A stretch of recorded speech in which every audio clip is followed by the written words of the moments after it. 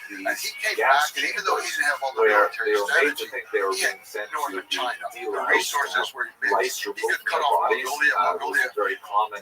was In very many of dependent these on camps, northern even China the for Americans food. later would use DDT All the Mongols to supported try him. to remove lice All the ones in from Central troops Asia, and from all of prisoners. them were But supporting in reality, the gas that was And so used was Cyclone he Bay, went to get a food from rat them. poison that was And poured then in they didn't want to typically give up their through food. the roof. Yeah, we want to support you And for then great hot, Jews but were we're not exposed giving to up it our food. and So he died was within 20 basically or kind of 30 starved minutes into of horrible submission in asphyxiation. Then 1262. bodies were sent to And then he crematoria was taken in an prisoner attempt into to get China, rid of and then he the huge number of corpses, mysteriously perhaps 1,500 a passed day away in Auschwitz in that would pile up. 1264. The crematoria, however, were very Legal inefficient. case was and being brought frequently the against him bodies for would have to trial, be burned but he never out made it to in open trial. air.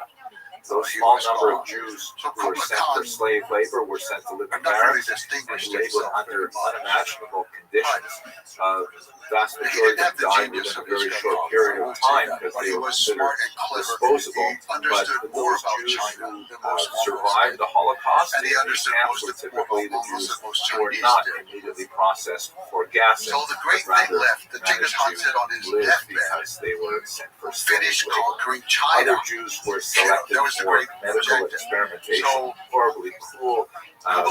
was going to Genetic fulfill experiments this, were and they didn't know conducted how. on The Great children Wall in of particular ships if they were was identical protecting twins. the southern In the zone. end, This when huge these Yangtze liberated River the was so camps, bad. they found Why? a small The number of ocean on the emaciated side. Jews All of these things who were had protected. just barely survived the war. This So was he one of the had most horrific one of his chapters very in smart Jewish history, generals named Aju, world who was a history. real Mongol, but he was also able to think in innovatively. He was the grandson of Subadai, and he went with his father Urihan Gadai on the conquest of the Red River of northern Vietnam against the Dai Viet people.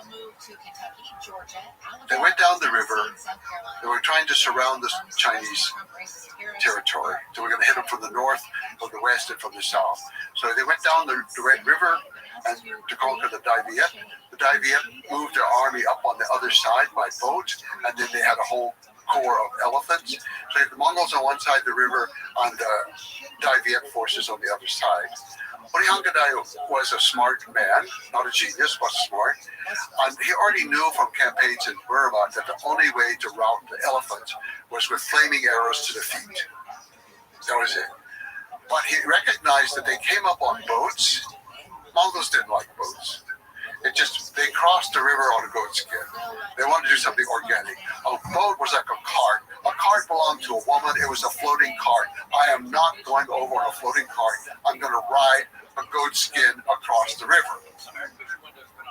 So he's assigned one detachment.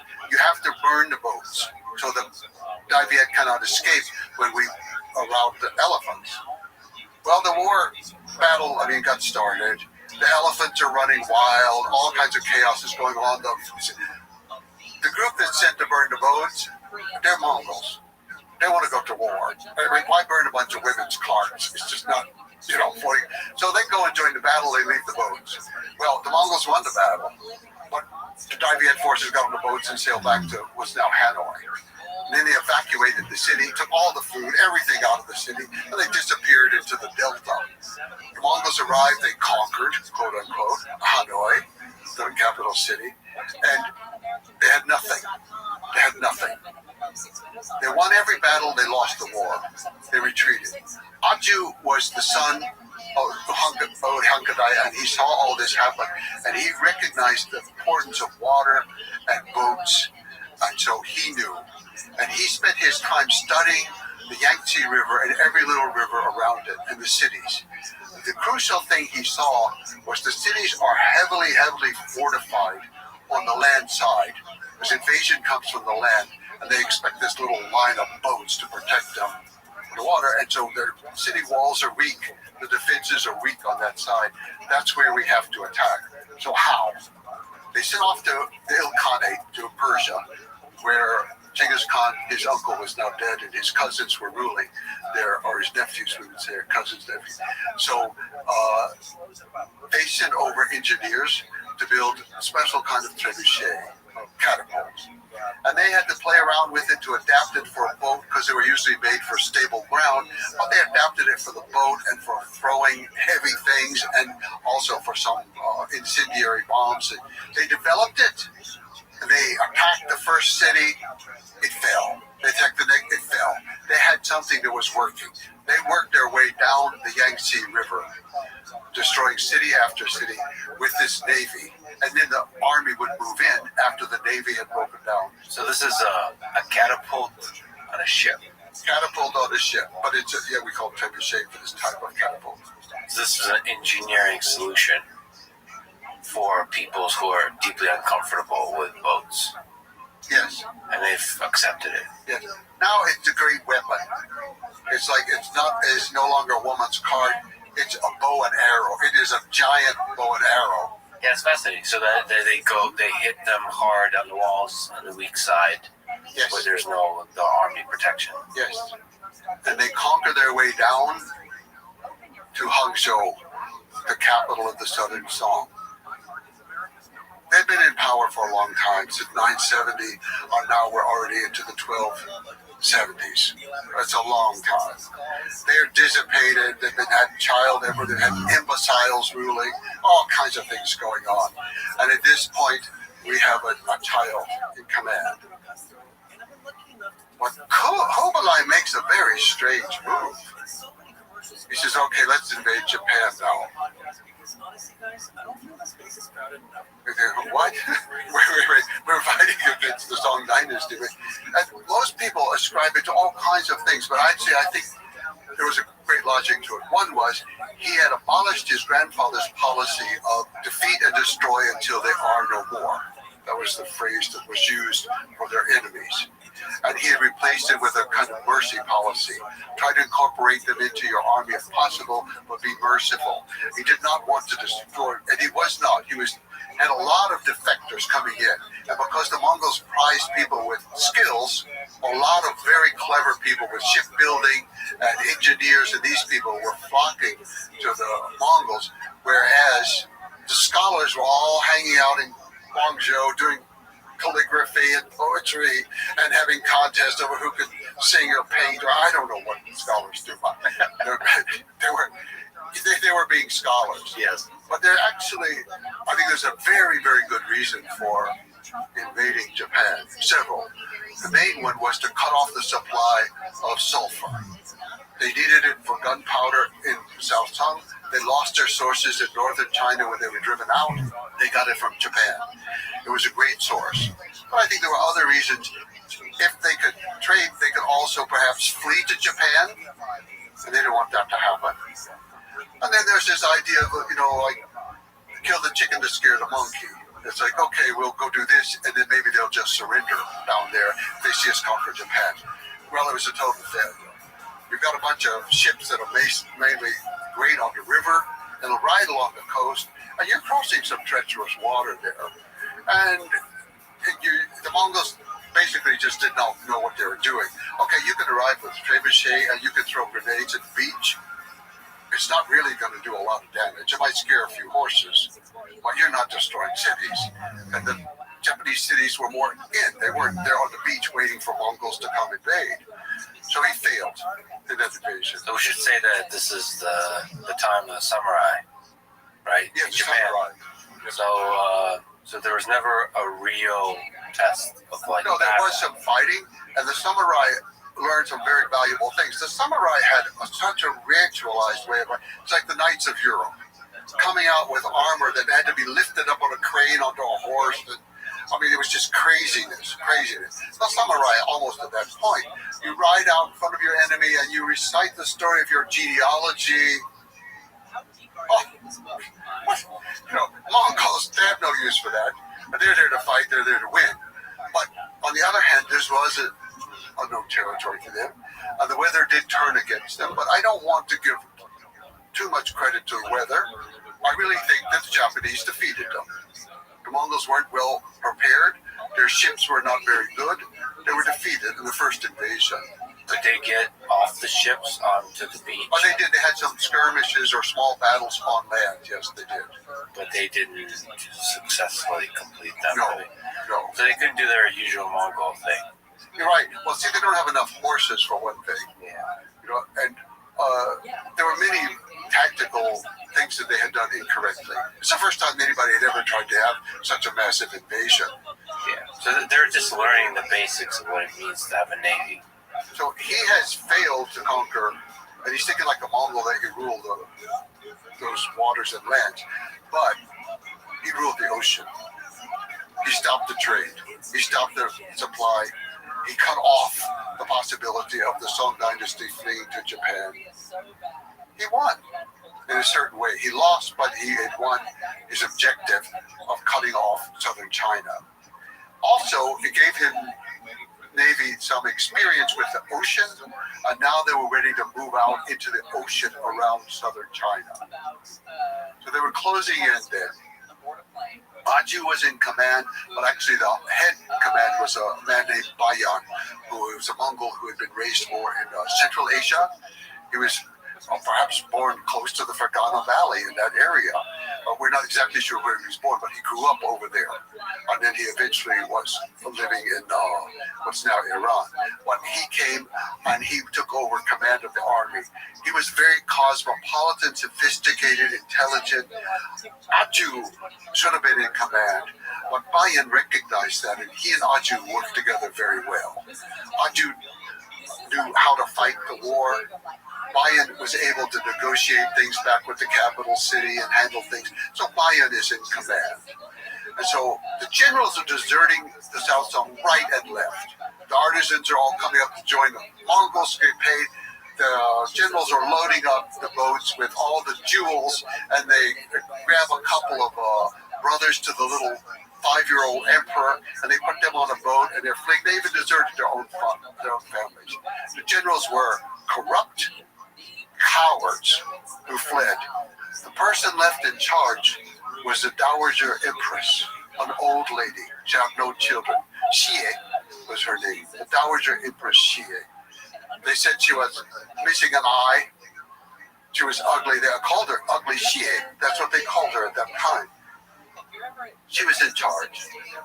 And she offered the Mongols everything. I'll give you everything. Please let the emperor stay. Okay, even if you demote him to just being a king, please let him stay. Bayan said no. Total surrender. Total surrender. So she decided to surrender. Well, she said, yes, we will surrender the capital. So Bayan came in with a small group of soldiers. They looked around, and she invited him to come to the palace to surrender. And he said, no. I didn't win this war in the palace. My soldiers won this war in the field. You have to come with the emperor in front of my soldiers to surrender. But he did not harm her. He respected her, and there was no looting of the city. Now, later, they take everything in a very systematic way. They take the archives and all this kind of stuff away. But there was no wholesale looting and killing of people, nothing like that.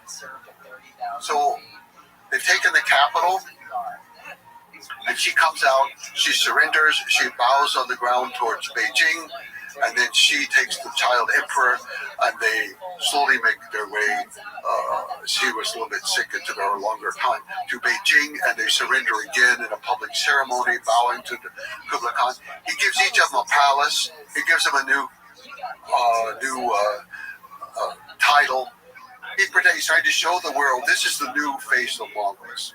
We don't kill off the old people anymore who are ruling. We're going to give them a palace, treat them nicely and all. But the navy that had fled did not defend the city. Those cowardly generals, they made the new little boy, 7-year-old brother, half-brother to the Emperor Gong was his name. They made him the emperor.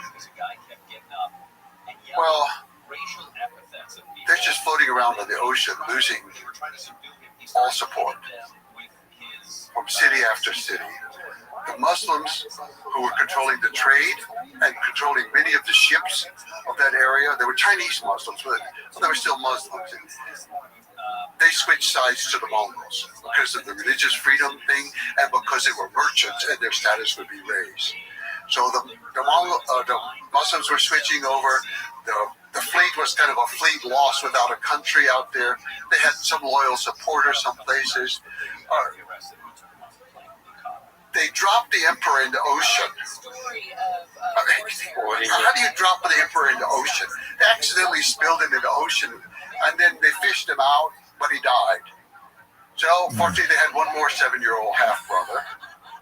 So on Lantau Island, exactly where the Hong Kong airport is today, the new, well, it's not so new anymore, but I still think it was the new airport on Lantau Island. So they went there and they had a big coronation ceremony and all, but the people there were not supportive enough. It certainly wasn't Hong Kong then anyway, at the delta of the Pearl River. So they sailed out farther south to another island, and then they took it over. And of course, the first thing they did was, well, we have to build a palace. What? The Mongols are chasing you, and you're going to stop and build a palace. So these are like the remains of the Chinese. Yes, the generals, and the general army and the navy. And that was a real competence issue. Yes. Okay. So they're going to build. We're going to protect it with a great wall of the sea. They chain together the boats across the entrance to the harbor, and they put the palace boats, so-called, in the middle. The generals didn't trust their own soldiers enough, so they made all of them leave the island and go to the boats to fight the Mongols. So Mongols arrived, and over and over and over, they asked them to surrender. You won't be harmed, all this kind of stuff. But the Mongols now took over the land. So they had the water all around them, and they had the land. And once the fighting started, they could just shoot down from the highland right onto the ships. And they cut the ships off from the fresh supply of wood and water. So they can't boil rice. They have to try to eat rice and drink seawater. They're all sick as dogs out there. And the leaders refused to surrender. The little boy is there, 7-year-old emperor. Bing was his name, with his pet parrot. That's the only thing he had left in life, was his pet parrot. And then the Mongols, they offered every opportunity, but the prime minister, so-called, coward that he is, although he's treated as a hero today in China throughout their history, the coward that he was, he said, "We will not disgrace the country by letting them capture the emperor." So first he threw his own wife and children into the water to drown, and then he took the emperor and held him, the 7-year-old, he was 7 years and 1 month. He had just turned 7 years old. He jumped into the water with his child. A child murderer. He's a child murderer to do that. Somehow in the whole ruckus, the cage came undone with the parrot, and the parrot fell in the water too. So the 7-year-old boy and the parrot died in the water. That was the end of one of the greatest dynasties in the history of the world. The Song dynasty, they were intellectually great, they were artistically great, they were technologically great, they were just one of the greatest moments of world history.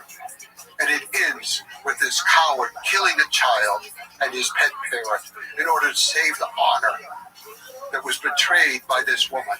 The men lost the war. The men lost the war. Who's to blame? An old, one-eyed, ugly lady, Empress Xie.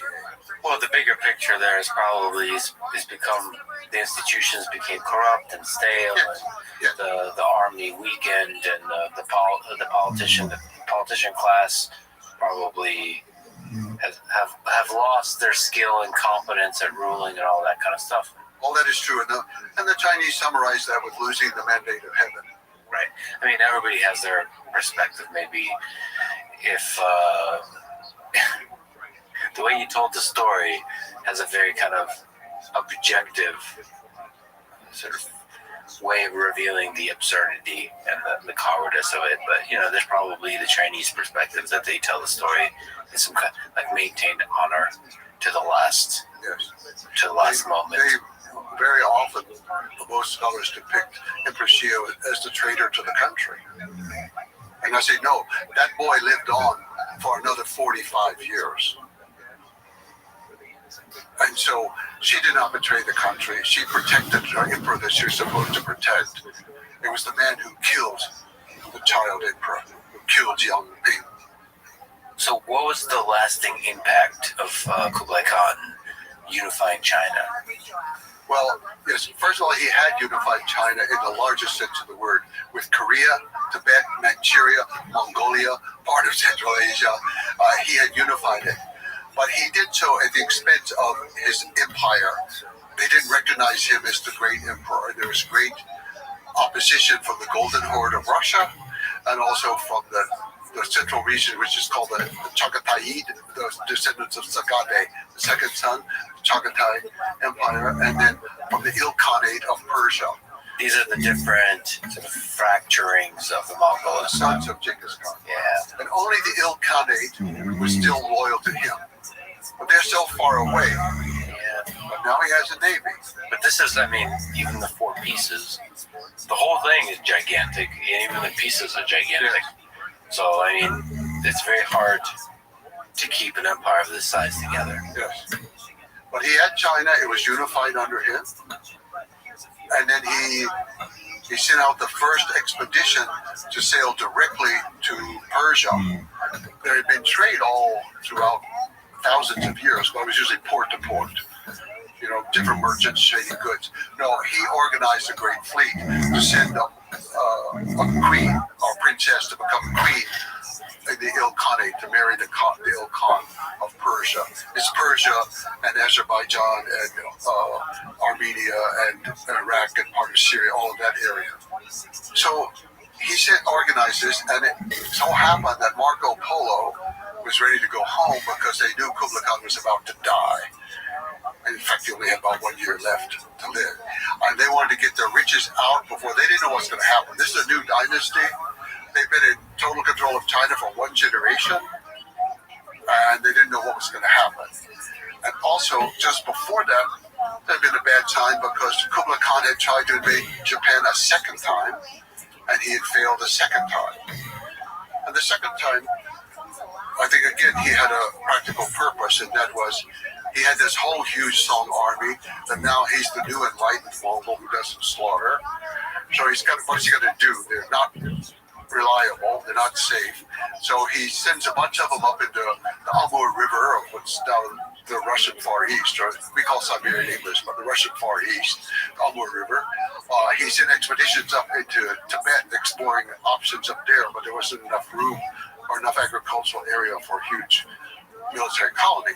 But most of his ships were loaded with former prisoners of the war from the Song dynasty, and they were not armed. They had hoes and implements for farming. He wanted to create, obviously, an military agricultural farm in Japan to help feed northern China. So it was very important, just as they were doing with the Amur River, but it was more complicated. So, again, they lost. They didn't have it, and part of the reason is the expedition was massive. And they organized it in the Mongol principles of left wing, right wing. It just didn't work at sea, because the left wing is from Korea. There's Korean ships built up there. The right wing is from southern China, mostly, with ships built down there. They're not the same. They have a head, but there's no center point. Genghis Khan always had the goal. They called it GOL, the goal, the center, or QOL, actually, goal. He had the center in command.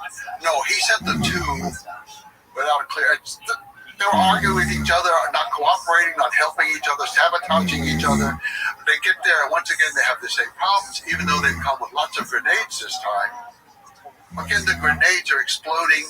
They're scaring the horses. You know, it's impressive, and a lot of silk screens are made later showing these impressive battles and all, but they lost. And again, a typhoon happened to be the final destruction of the Navy, but I think Japan had defeated the Mongols, I would say. Japanese deserve credit for that victory.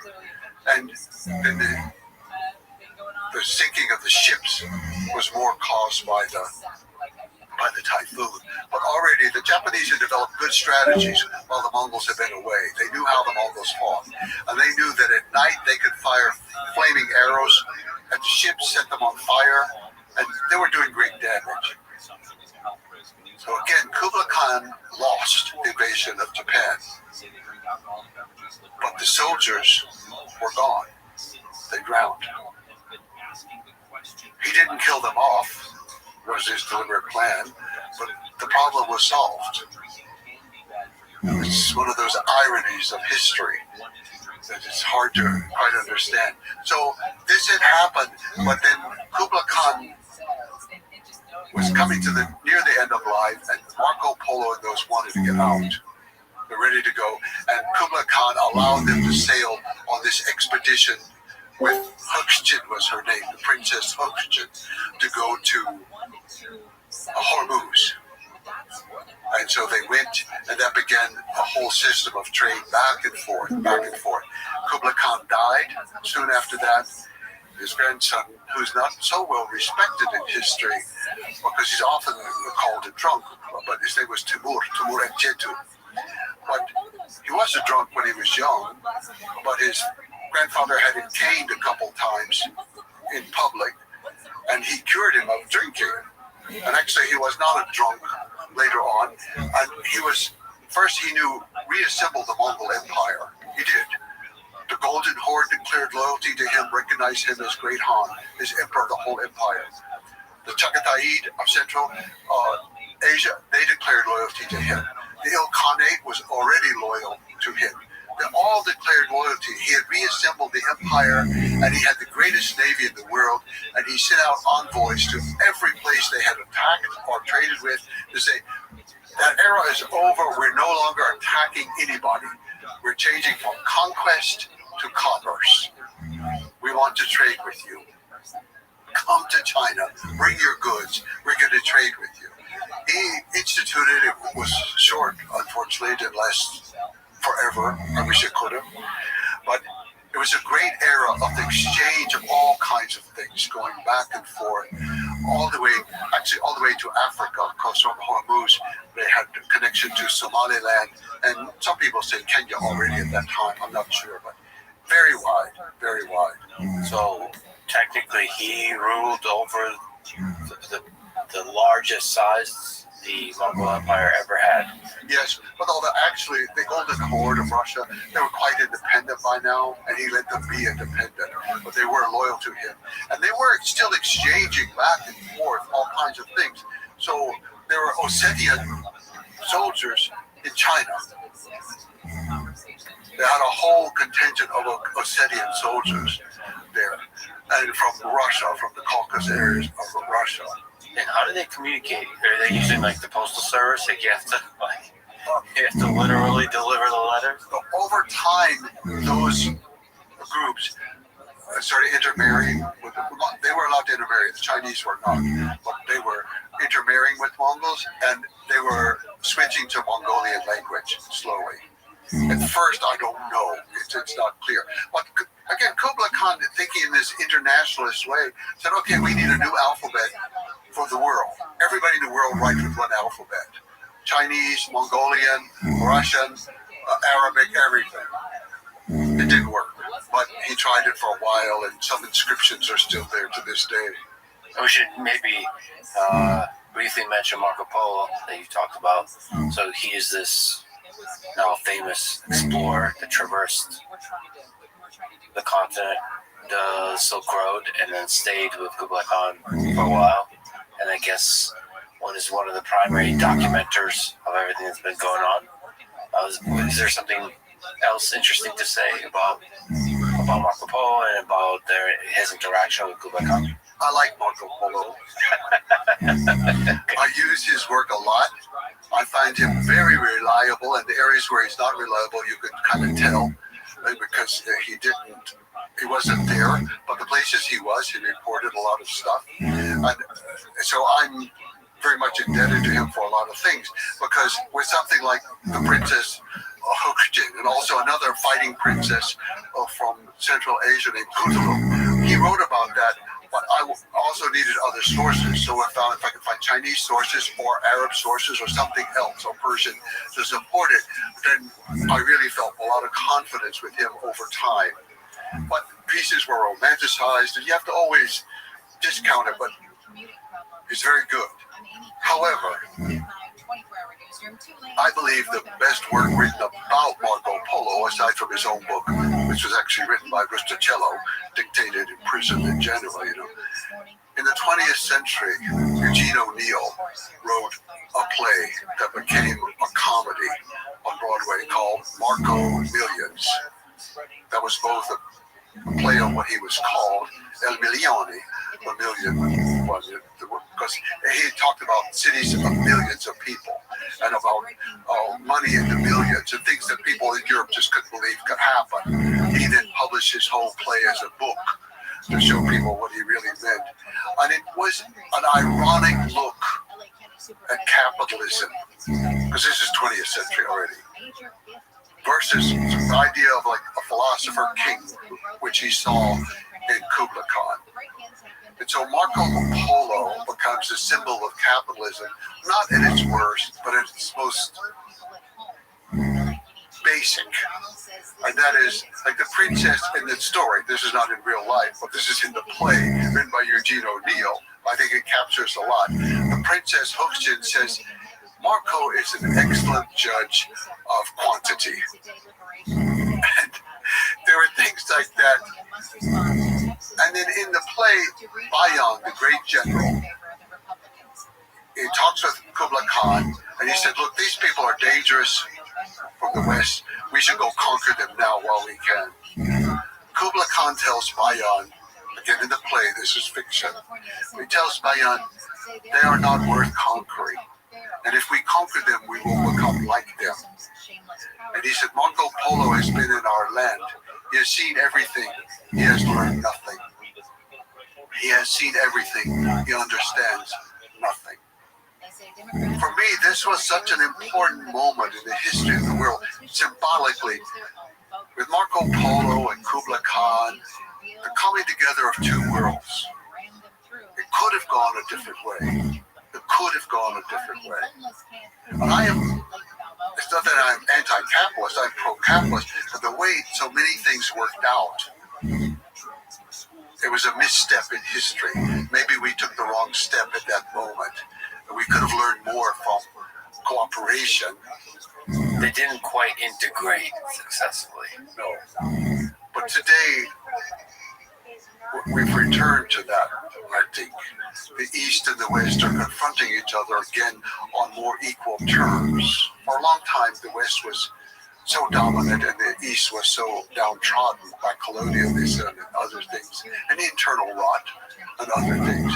But today, there's not necessarily equality, but there's more of a balance. And which way will we go? And again, there's a lot of room and a lot of energy for division, for misunderstanding, versus integration.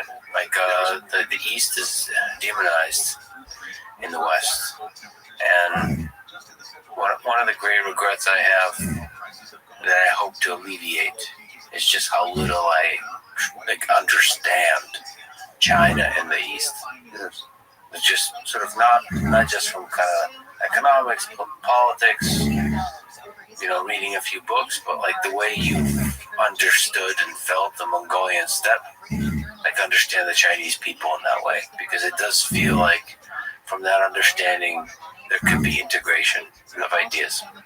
My work is often classified as Chinese history, which I think is ironic because for me it's always a Mongolian history. But for the last book I wrote, which dealt a lot more with China because it's about Kublai Khan, and in that book I deliberately did not go to China. I'd been there numerous times before. I deliberately did not. I'm an outsider. I do not speak Chinese. I'm not a Chinese scholar. I never even had a course in Chinese art or calligraphy or anything. And I wanted to be very clear. Mine is an outside perspective. But I think it's possible as an outsider to still have respect for that culture, even if I disagree that they point this one as a hero and that one as the villain. I disagree, and they'll say, oh, I'm wrong. I don't understand their history, and they're probably right. It's quite possible. But there's an outside view that is different and tries to be respectful of what happens in that part of the world. Just as I'm respectful towards Genghis Khan and the Mongol Empire, I respect China very much. I'm an American. I love the ideals of my country. I love so many aspects of our culture, and there are many aspects I don't, of course, because it's impossible to love everything, even about the members of your own family. And I do hope that through understanding one another, or just making the effort to understand, even if we understand wrongly, we're incorrect in it, just to make the effort to understand will help us a lot. And the West has had a long couple of centuries of extreme arrogance that they are there to teach the world. And I sometimes dismayed, I meet these young people all over the world who've come to help They're an NGO, and they're going to teach the people how to take care of the environment. They're going to teach the women how to exercise their rights. They're going to bring in microfinancing to help liberate people. We are arrogant beyond words. And we need to be a little bit more humble and try to put ourselves on an equal basis with some of these people, not a superior basis. Beautifully put. How did the Mongol Empire come to an end? How did it fall? Despite the fact that Timur Jettuhan had united the empire, at least symbolically, all of it, and they had the trade going on, the Mongols never adapted well to China, and they began having problems in different areas. So in some areas of the world, they became more like the local people. So in Central Asia, they became Muslim, and they got more absorbed into that world and broke away from the Mongol examples from before. Russia lingered on longer under Mongol domination, but it got weaker and weaker over time, and it was based around the Volga River, but they weakened to the point that they just became a tributary people minority within a Russian empire. But the Mongols had left as the framework for empire for Russia. That's something the Russians don't want to hear any more than they want to hear me criticize the end of the Song Dynasty. But it is true that even Yam is the word that was used for this postal system, and that's the ministries today in Russia. There are many, many other things in Russia. It's just even Malchin. Malchin is a herder. Mal is a person, is an animal, and Chin is a person who takes care of animals. You know, it's all kinds of influences in Russia that some people want to deny, but there's always a great, powerful strand of research and scholarship in Russia that supports this understanding of the Mongols, and I depend on them tremendously. It's not just Gumilyov is one of the famous ones, but he was a little bit too romantic with his ideas and all. But I depend upon a lot of the research done by Russian scholars and by early German scholars in the 19th century under sponsorship of the Tsar. So I depend on that work. So you had a great influence there, but it was weakening. So bit by bit, 1368, the Mongols have become so weak within China that they were overthrown. But they weren't absorbed into China. But the Mongols have been there since 1215 to 1368. They packed up, went back to Mongolia. It was just another seasonal migration. Yes. You know, it was just amazing. And they said, okay, we're still the Yuan dynasty. We're not giving you the seals. We're not acknowledging the Ming. And they never did throughout the whole of the Ming. In fact, they went down one time and captured the Ming emperor, took him back to Mongolia. And then they tried to ransom him. And the Chinese said, no, we're going to appoint another emperor. So the Mongols decided, okay, the worst thing we could do to the Chinese is give them back the old emperor. So you had two emperors, back. Okay, let them work it out, And the empire just weakened from internal reasons for the Mongols, but some external things from nature, and I think that was the Great Plague. Everything in history, everything that's good comes with something underneath it that's bad. And everything that's bad seems to have something underneath that sometimes works out good. Anyway, but this great system that united, it's called the Yam or Orto, that it united everything. People could move back and forth quickly, that it could also take the plague out of southern China into all parts of the world. And I do think that's what happened. And the plague destroyed the Mongol system. And if all of these people are ruled by Mongols because they're benefiting so much from this system, and now the system collapses, you don't need the empire anymore. So it just fell apart after 1368. The empire just fell apart, and most of them stayed in Persia and Iran and Afghanistan. The Hazara people are still descended from the army there. And then in Russia, some of them stayed, but then finally, in the time of Catherine the Great, a lot of them were returned little bit. They had been there for hundreds of years, and then they returned to Mongolia in the 1700s. And so many Mongols came home. They were still Mongols, despite hundreds of years of exposure to other cultures. They came back to their tent and squatting around the fire and drinking fermented milk and eating dried curds. It's interesting that the Mongolian spirit is so strong that it persists through centuries. Yes.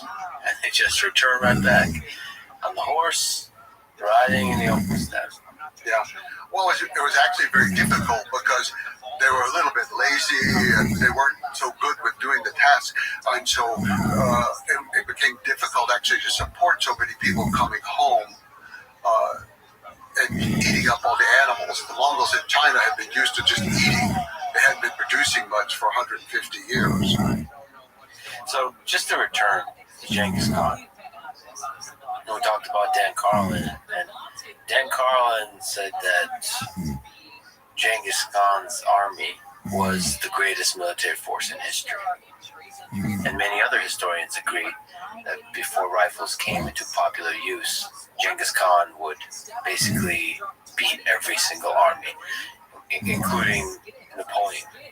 And you mentioned the samurai, the whole formal setup, same with Napoleon. There's a whole,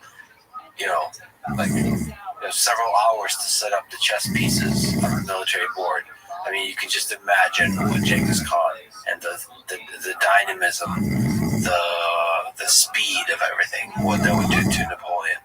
So, I guess the question is, where do you agree with that notion that Genghis Khan's army is the greatest military force in history? Short answer is yes, absolutely.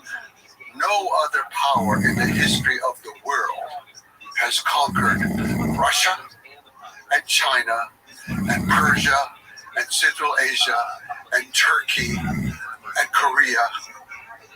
No power in the world has done that. Not Alexander, not the Romans. Nobody will ever do it again. Nobody's going to conquer China and Russia again and rule both countries. It's just not going to happen. What lessons, can you take from that's applicable to modern warfare? Oh, I think there's a very good lesson. And the Mongols took Iraq. They took Baghdad. They held it. The Americans, we followed the exact opposite strategy of the Mongols. Mongol strategy is, first you take the countryside. They're country people. They think in terms of countryside. You take the countryside, you occupy the countryside, and you cut off the city. It cannot live without the countryside. And that's how they did it every time. They would come in, as I say, in some cases, two years in advance to clear people out so they would have room for their horses and have pasture for their horses and all. And you take the small towns and then the small cities, and then the last one is the big city. Americans, they said, no, we're going to take Baghdad, we're going to bomb Baghdad, we're going to have this shock and awe, we're going to go in, we conquer the country from Baghdad. So they go in, they get trapped in their little tiny green zone. They never conquer Iraq. The strongest army in the world. This is something that worked in Europe. World War II, yes, we bombed the cities, and we took the city because that was the center of production for the modern era. But the countryside is the place that produces the food. The Mongols were very aware of that, and supplies the water. You cut off the water from the city, you cut off the food from the city. What's the city going to do? They're going to surrender. The Americans were applying something that worked in Western Europe to conquer Germany.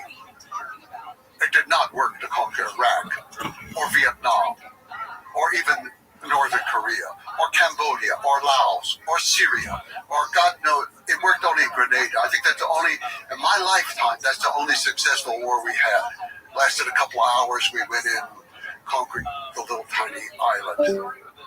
Otherwise, we've been chased out of every country. We've lost it. Tail between our legs. We dropped more bombs on Cambodia than we dropped on Germany. It's hard to believe. Hard to believe. We dropped more bombs on Cambodia than on Germany. We did nothing. Because Germany, you destroy the cities, the people surrender. Dresden is gone, Frankfurt, Würzburg, Berlin. In Cambodia, you can bomb the countryside forever. You can kill the people, and they did. You can use chemical warfare, and they did. And you can still go into the eastern part of Cambodia, and you can go to large areas where you don't hear birds singing because of their chemical warfare and American bombs. So we still do it, but we don't want to admit it, and we don't want to go in to win.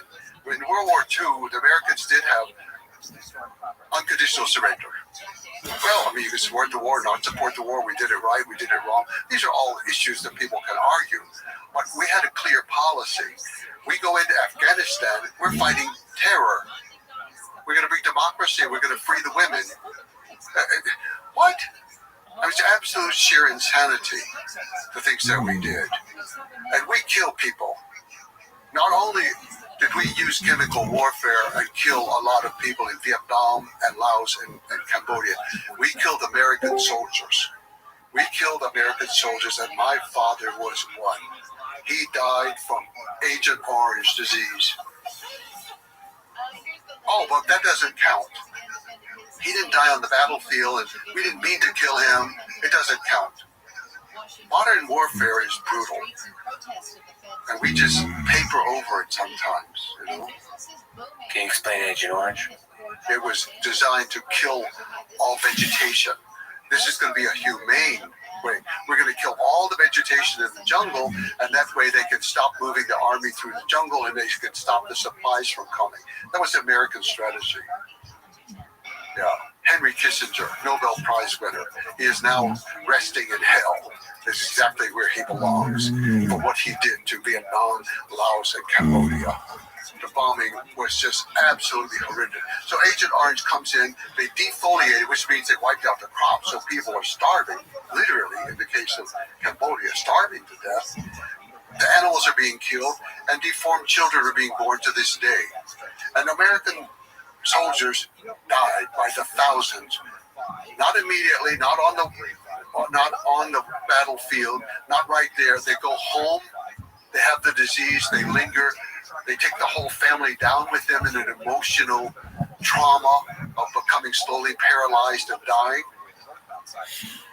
We did that to our own people. So yeah, warfare, I don't think we're any more humane with it, any better today than in the past. It's just, we can hide parts of it more easily and deny it more easily. If you're killed by a Mongol, it's very clear you're killed by a Mongol. You're killed by friendly fire in American war, it doesn't matter. It seems that what people mean when they say that war is hell, that in some deep sense, everybody loses, no matter the narrative you put on top of it. Yes. Yes. I'm not a pacifist again, but I think war is acceptable in some situations, but the more controlled it is, the better. And my effort is not to do away with all the things that happened under Genghis Khan, the brutality and all like that, but it's to measure it against what goes on today, in the world today. And we have different images. There are two images of Genghis Khan. One is our image. He's a barbarian on horseback, killing people and raping women all the time. The other image is the Mongolian image. And when they finally built an official statue of him in this century for the 800th anniversary of his founding of Mongolia, they had to think about how to present him to the world and to themselves. And they chose the Lincoln Memorial as the model. He was the late great log river of the Mongol nation. And so he's seated there in front of the Mongolian parliament. There's another statue that's better known, but it was a private enterprise that created him on horseback, but not with a weapon, but he's on horseback out in the countryside. But the official one from the government is Genghis Khan seated like Abraham Lincoln. And they issued stamps to show that he is the great lawgiver. And the truth is somewhere in between. Well, or depending on where you are and how you want to see it, you know? Yeah. There are many things that happen that were terrible and horrible. And for people who lose a war, it's going to always be terrible and horrible.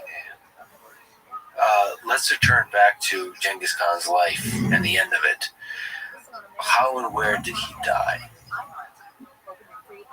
After conquering the Khwarezm Empire in Central Asia, Genghis Khan returned, and then they had a great, what they called Naadam, a great celebration that went on for a whole summer just about it. They had so much wealth to distribute to everybody, and everybody is being given all kinds of things, for what they have done, and including the people who helped save him when he was in the tank in the ox yoke. They were rewarded with, everybody was rewarded. It was a great time. But the first place he had attacked outside was the Tangut nation, and they had sworn allegiance to him, and then when he went off to the Middle East, they refused to send troops. He didn't forget that. He's going back to the Tangut nation, and he's going to conquer them again. As he was crossing the Gobi, which takes a while, and you're crossing the Gobi, he was distracted a little bit by hunting the hulan, which is the wild, we say the wild ass, or I usually say wild horse, it sounds a little better, but the hulan, of the Gobi. He was off hunting hulan, he fell from his horse, and he injured his leg very badly. And he seemed to decline from that point, and it took some number of months before August of 1227. He was very much near the end of life. You can read online the exact date, and it's all very specific, but the truth is we don't know exactly which day he died in that time, because one of his wives was running the camp, and they were keeping it secret until the defeat of the Tangut was completed. And the Tangut offered all kinds of things for the Mongols to go away again the second time. And Genghis Khan had told his family no, accept nothing. And then when they surrender, you kill the royal family, kill them all. So that the idea, they were Buddhist people. The Tanguts were Buddhists. And the idea was usually you could be reborn into your own family. But he said, no, you kill off the whole family so they can't be reborn. So he died there. How was his successor chosen? The succession issue was always difficult. He did not have the right to appoint a successor. That was not the Mongol way. He could nominate somebody. So before he set off for the Middle Eastern campaign, one of his wives said to him, even the biggest tree falls. You've got to make a plan and talk to your sons about the future. So he did. He called the sons together. So this is Zuch, the oldest boy who was born while the father was allied with his Anda, Jamuk, and he was named Visitor, Zuch. And then the next one was Chagadai, and the next one was Akade, and the next one was Tala, the father of Kublai Khan, but he was still alive at this point. So all four of them came. So Genghis Khan explained to them he wanted to talk about the succession and to get some consensus from them about the succession. And so he said, the Mongols always call on people to speak by order of age. They also serve tea or food, anything by order of age. It's always done that way, from then till now. So he called first on Zuch. He said, what do you say, Zuch? Genghis Khan favored Zuch. This is the one who was questionable paternity, but he always favored him. The youngest Tula was too hot-headed. Ogune was a heavy drinker.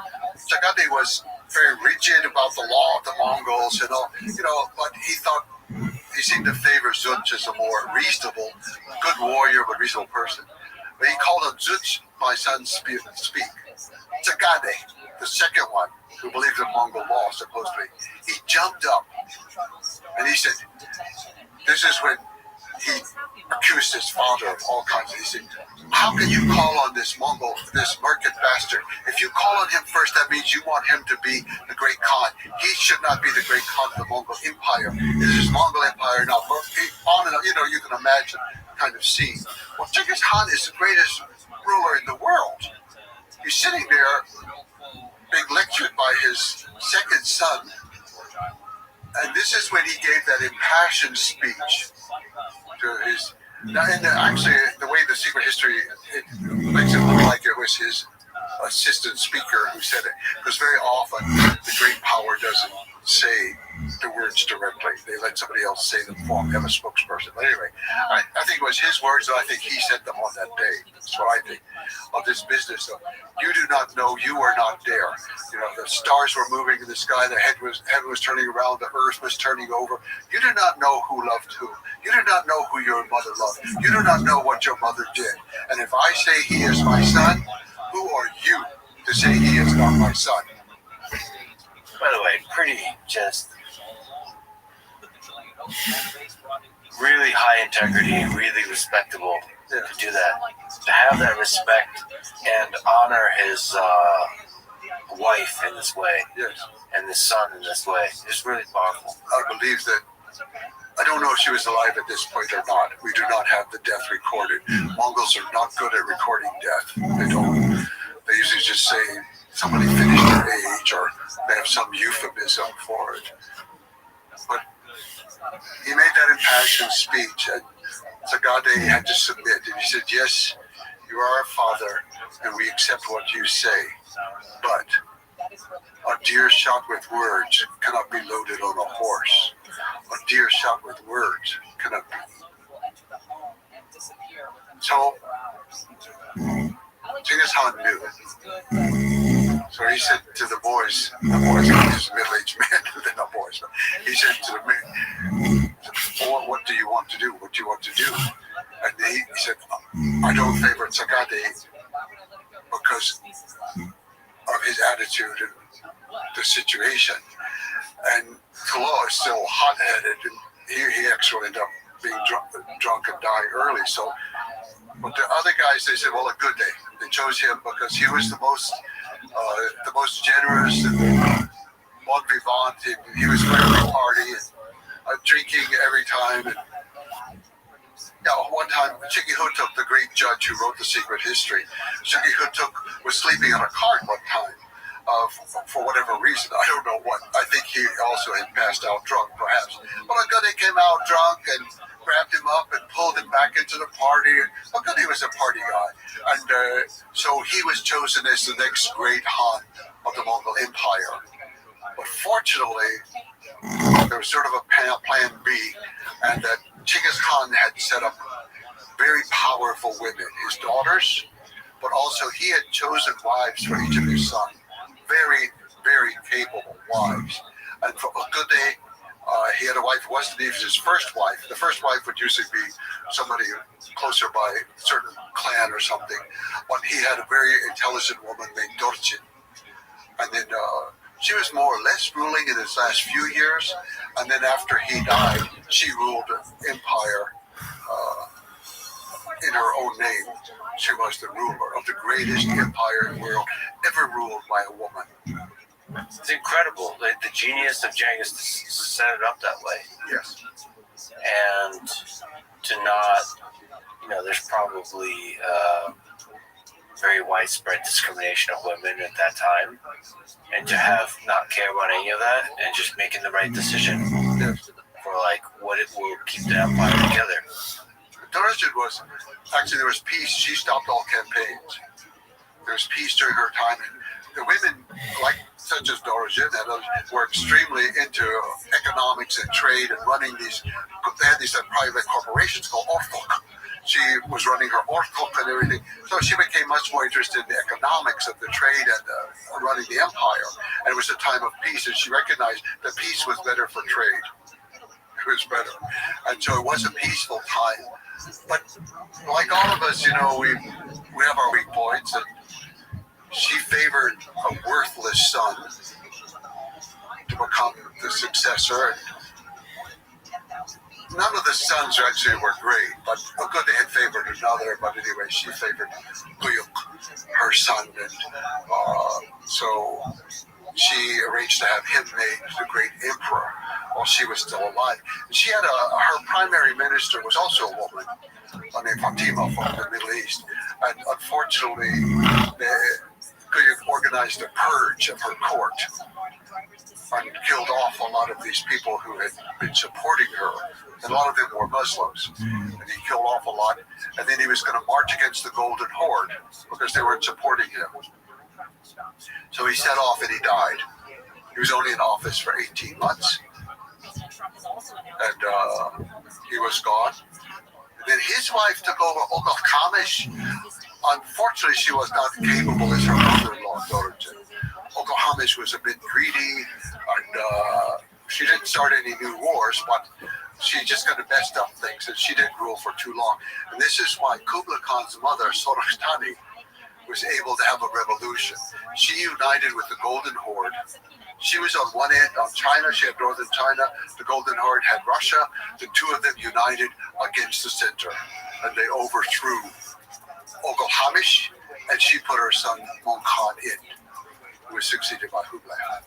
And we should say probably that, this whole succession by kin probably goes against the initial spirit of what Genghis Khan stood for. Yes. In the end, he was a father, and he favored his sons, even knowing they were not so capable, and he had lost a grandson that he loved.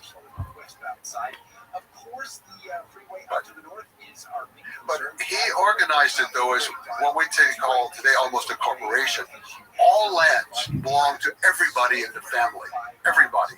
So Kublai Khan, that's why he had soldiers. There were Christian soldiers, Ossetian soldiers, and Kipchak soldiers. He had 10,000 of each come in. And then the Russians would own silk factories in China. The Ilkhanate would own silk factories and jade mines in China.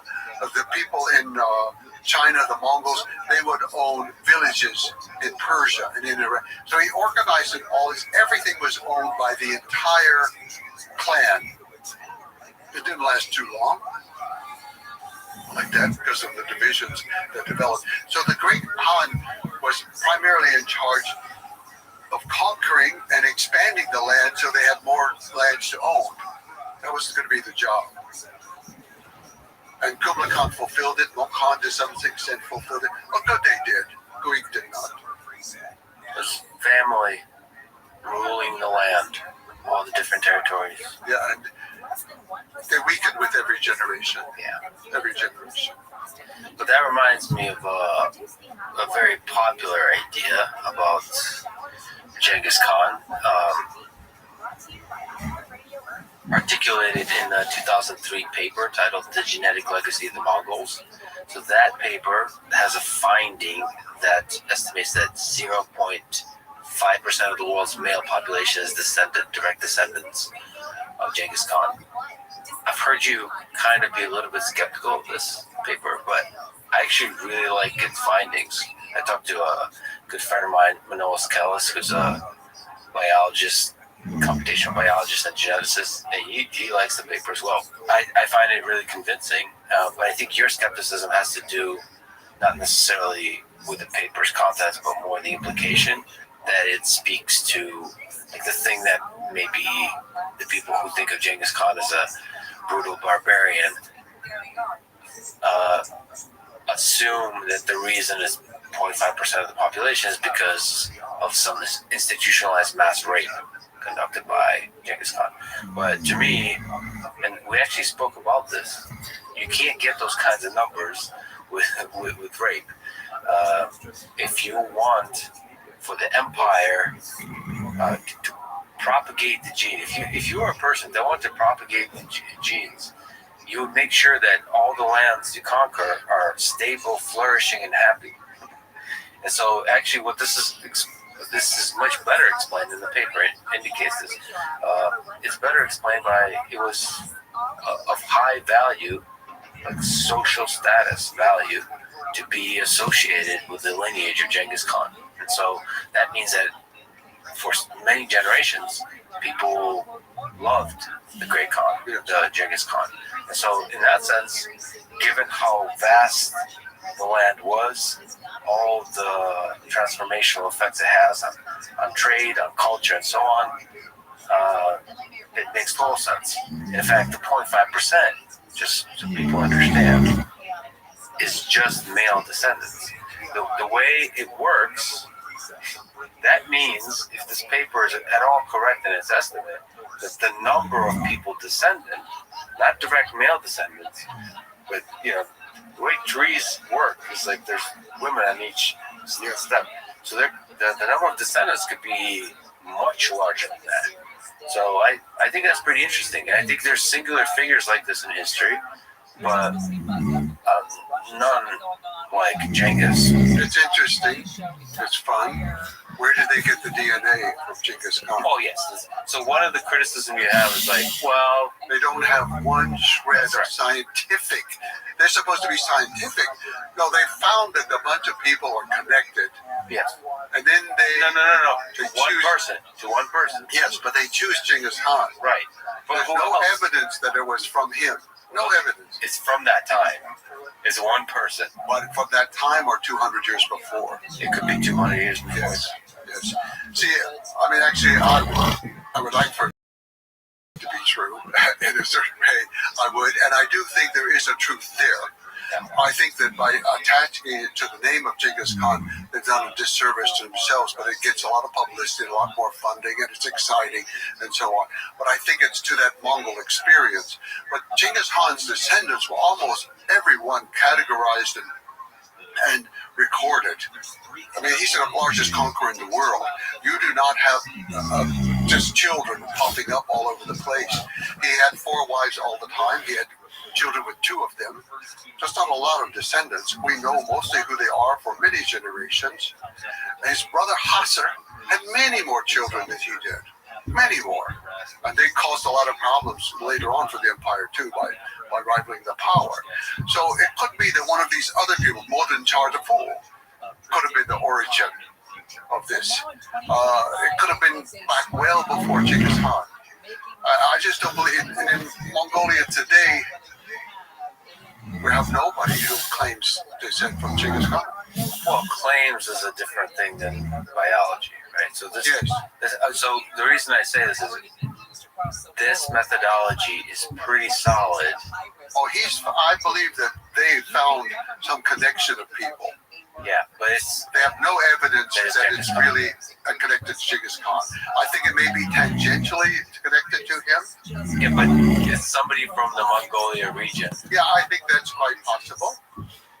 But we've already had the Huns come through. We've had all the Turks. Every one of the Turkic nations is descended from Mongolia. They all came out of Mongolia. You're right. You're right. On the other hand, I wish they could get some proof. I mean, I wish it could be true.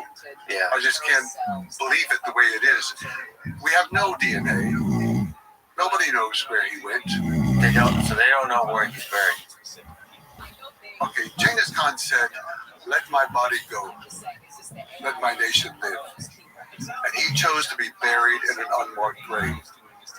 And the Mongols believe very strongly it should always be that way. Most of the Khans who followed him were also buried in a similar way.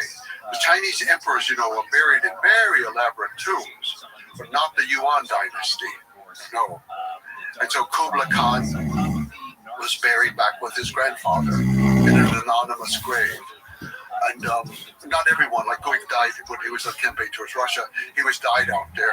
He was buried out there. I think his father Gode was also buried out there. That was more their homeland. But many of them were buried with him. And just great state houses are all over this country. It's known and not known at the same time. It's officially you should not know it. You cannot know it. It should never be disturbed. He should never be disturbed. We're not going to have a tour group coming in. But you're saying like the people of Mongolia, they have a sense. They believe he's in a certain place, yes. They believe they know where the place is, but it's sacred. You can do nothing. Just leave it as it is. That's no roads, no buildings, no killing of animals, no chopping of trees, nothing can be done. It's a holy land dedicated to him and his family. It's pretty amazing. Unmarked grave. For the greatest conqueror in the history of humanity. For good and for bad, one of the most impactful humans in history. Yes.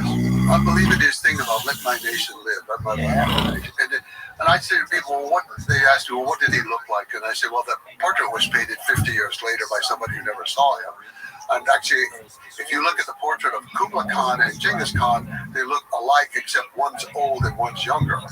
And I think that's because Kublai was trying to he wanted to establish his legitimacy as a real Mongol, that they looked alike, but his grandfather said he didn't.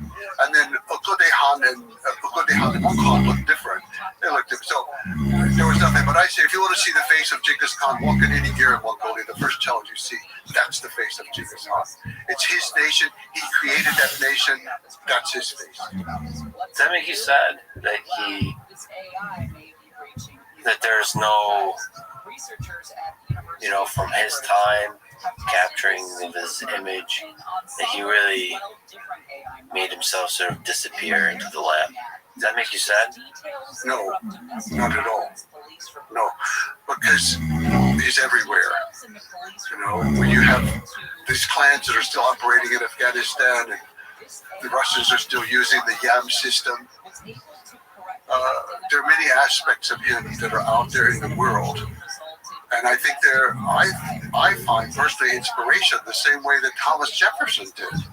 He found so much inspiration in the life of Genghis Khan and the books of Genghis Khan that you could still read. He bought so many copies and gave to the Library of Congress, to the Library of Virginia, the University of Virginia, to his granddaughter.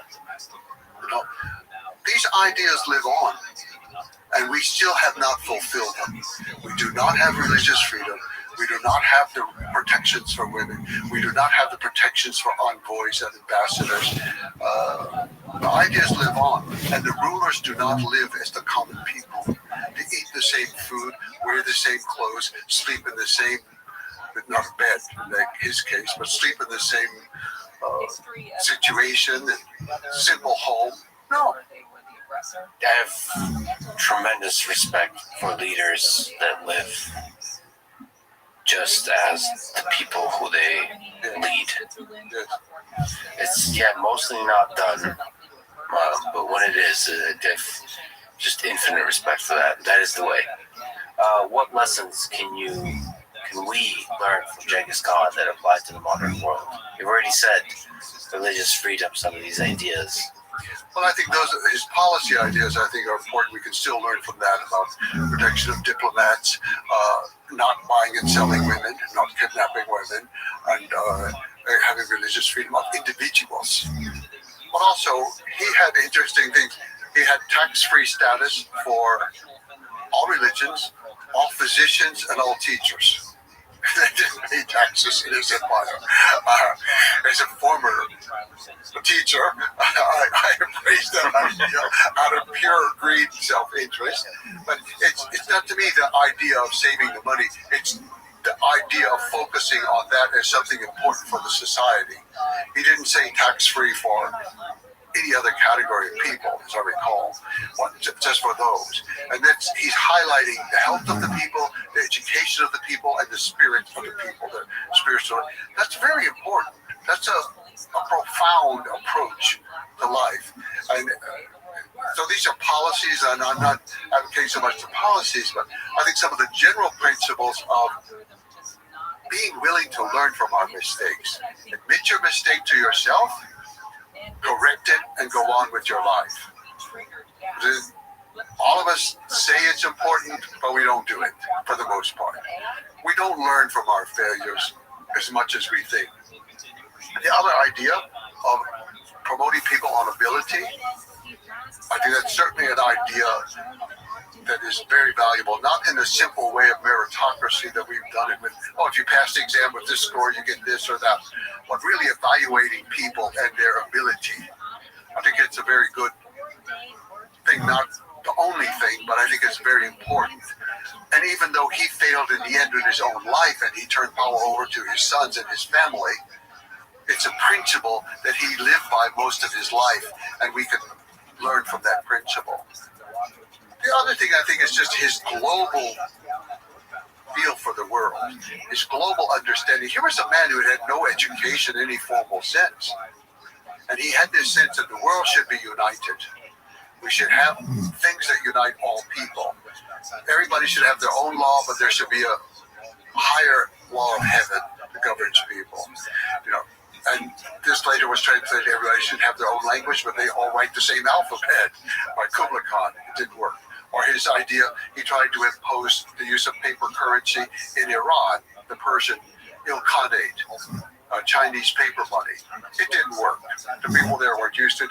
So but all this international spirit of their empire, I think that we need today, we talk about, globalization, we're all connected, it's just incredible. And we're more provincial than ever. We are just so provincial, and sometimes we use all this technology to help preserve our provincialism. And we can't think in global terms. We can't think about the world. It's just amazing to me how narrow-minded we are. I also saw the Mongol proverb of if you're afraid, don't do it. If you do it, don't be afraid. Yes. That you especially celebrate. I mean, there is something to that.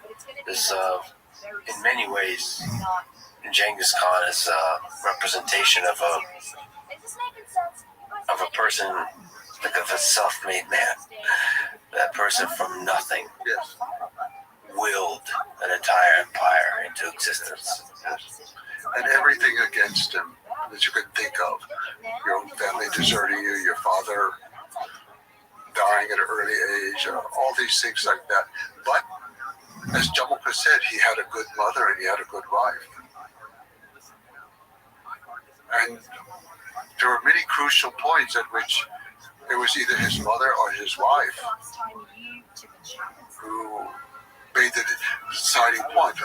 His wife, Bushta, was the one who caused the first break with Jamukha to go away. Later on, when the shamans had become too powerful and they had humiliated his younger brother, she was the one who said he had to clamp down on the shamans who were exercising too much power.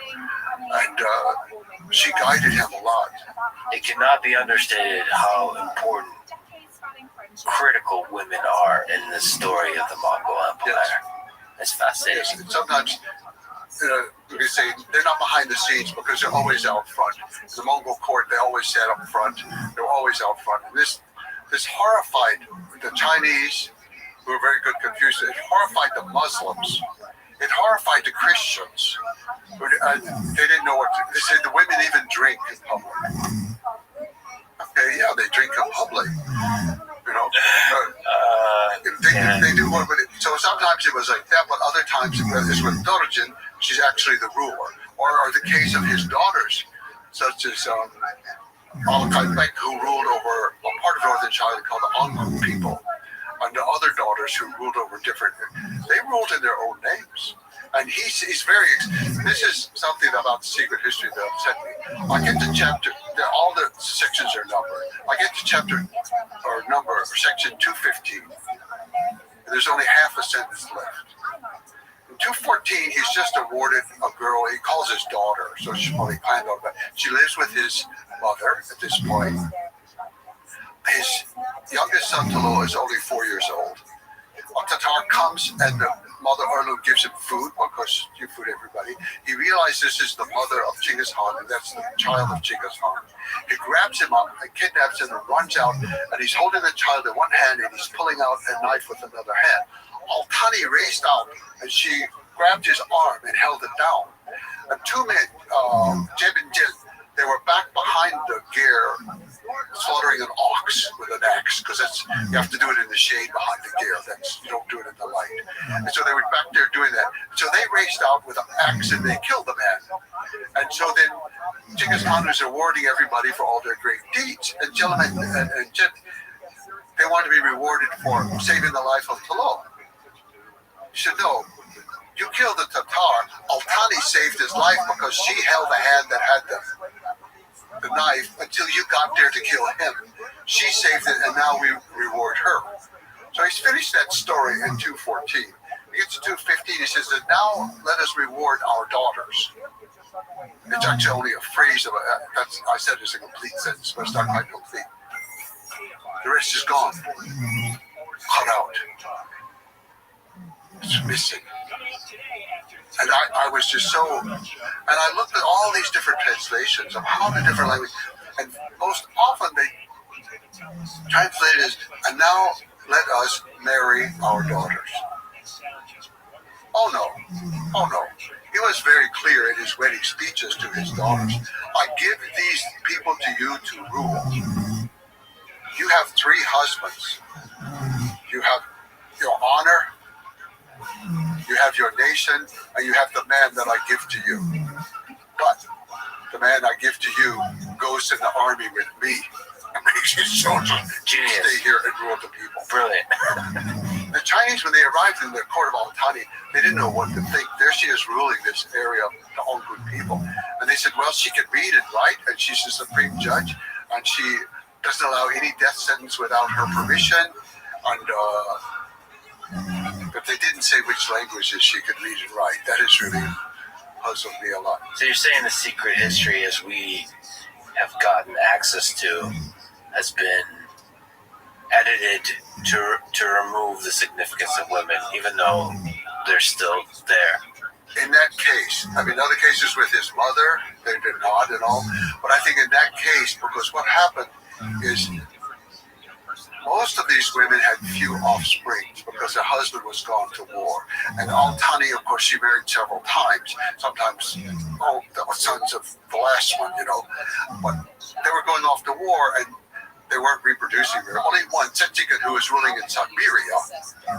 She was the one who had a whole bunch of daughters. They wouldn't be going off to war, and so they actually spread out through the empire and had a lot of power later. But what happened was the area for Alakaipek, for example, was then taken over by Kublai Khan. And then the areas, all the Turkic areas, one by one, were taken over by their nephews as they died out, not in their own lifetime. They didn't kill the men at all, but as they died out, the men took it over. And so then they just wanted to kind of erase it. It's like, no, northern China, even though it was ruled by Sultani, it always was Mongol. She was ruling because her husband was Mongol and her sons were Mongol. Therefore, they had the right to rule it. So they cut out the women for those reasons. I think anytime it threatened the power of a particular man. Then there are other little things that are added in there. Sometimes you can find a phrase that that phrase was not in the original. Yeah. In studying human history, what have you learned about human nature and just the trajectory of humanity throughout the past several millennia? I tend to have a certain love for individuals and persons, but not a love for people in general, and especially not for institutions. I tend to have a great suspicion about almost everything and mistrust in institutions over and over. And I think that's my own prejudice, and then I find reasons to support that. And Genghis Khan was very good at destroying a lot of institutions or bringing them to heel within his empire. So then I like that and I stress that and I see those things. I think that's one thing. But other things that I learned from the Mongol people in general, not just about their history and all, but how it's possible to live for thousands of years in a place that for many people is not the most beautiful in the world. It's austere. You have a band of mountains and with some trees, and then a big band of steppe, and then a big band of sand, gravel desert, the Gobi. And for many people, it's not appealing. It's just open. There's too much space. It's like we need to build something over here. Well, you could have a condo right there. We could have a building. We could sell them off. They haven't given in to that. They really value their country. They protect their country. Even now, only 1% is privately owned. They keep it down. And in the Mongolian records, farm and city count as one category. It's just because it's settled people. It doesn't matter. You settle on a farm, you settle in the city. Settled people, one category. And they lived there in this land that Genghis Khan would return to and love. If he returned to the capital city, he would not know where he was. He would have no idea. And all the people would say, oh, hey, Mongol, I'm Mongolia, yeah, I'm Mongol. I have the hat, I have the belt buckle, I have the dell that's all embroidered. You know, yeah, I'm Mongol. And Genghis Khan said, where's your horse? Oh, I'll keep it in the countryside. So, you know, but he wouldn't recognize the city. But it's still his country, his people. They worship him in a literal sense, not the way we would worship God, asking for favors, but in the sense of worshiping him with praise. They have so many songs to praise him. And about half of the hip-hop in the country is in praise of Genghis Khan. You know, it's something we can't understand, because when we pray, we're usually saying, you know, oh, thank you, God, for this and that and the other, and you're so wonderful, and I love you so. Would you please give me, and would you please do this, and would you please stop this pain in my knee? We're asking for things all over the place. But Genghis Khan, no one ever asks for anything. They just honor him. They just praise him and honor him. If I wanted to visit Mongolia, what would you recommend? What's the right way? Well, start with my home. But start there. You come over there. It's a nice valley. I have a nice valley there. I think almost any direction you go outside of the city is going to be interesting. It kind of depends a little bit on your purpose. Most people go south to the Gobi and they do a loop to the Gobi and around to Karakorum, Hahore, the old capital from Oguzhan, but it was abandoned by Kublai Khan. And then they circle back to the city, and they may stop off to see what we call Przewalski, the wild horse, but they call Tahi, to see the Tahi, or they may go up to Hufsko Lake, a big, beautiful lake, somewhat like Baikal, but much smaller. So that's a beautiful trip. If you want to see the more Turkic area where they hunt with eagles, the far west is where the Kazakh people live. And the mountains are absolutely incredibly beautiful. Most mountains in Mongolia are gentle, beautiful, but gentle. The farther west you go, the more dramatic they become, the more pointed and peaked and snow-covered. Then if you go to the eastern Mongolia, it tends to be very flat. There are massive flocks of cranes that come in every year. Millions and millions of cranes. There are also tundra swans that come in, and golden ducks, and all kinds of beautiful birds out there. And so each area has something special. If you want particularly the history of Genghis Khan, the Mongolians love him, they worship him, but they don't do too much to capitalize on his home area, the Hinti. You can go to the Hinti. There are areas you cannot go to. Large areas is forbidden. But you can go, but they don't capitalize like, this is the place. No. They go there themselves out of respect. But the only one place they built this statue of him, which is the largest equestrian statue in the world. But it's the place where they say he found his whip, which is when he was coming back from being at the camp of asking Orgol Khan, or Todgol Khan, or Wang Khan to support him, and he's coming back to his family, and on the way he supposedly found a whip there, which is just a small stick with a couple of strands of rawhide at the end of it that's used. But for the Mongolians, it's a symbolic thing, because obviously it's used for the horse.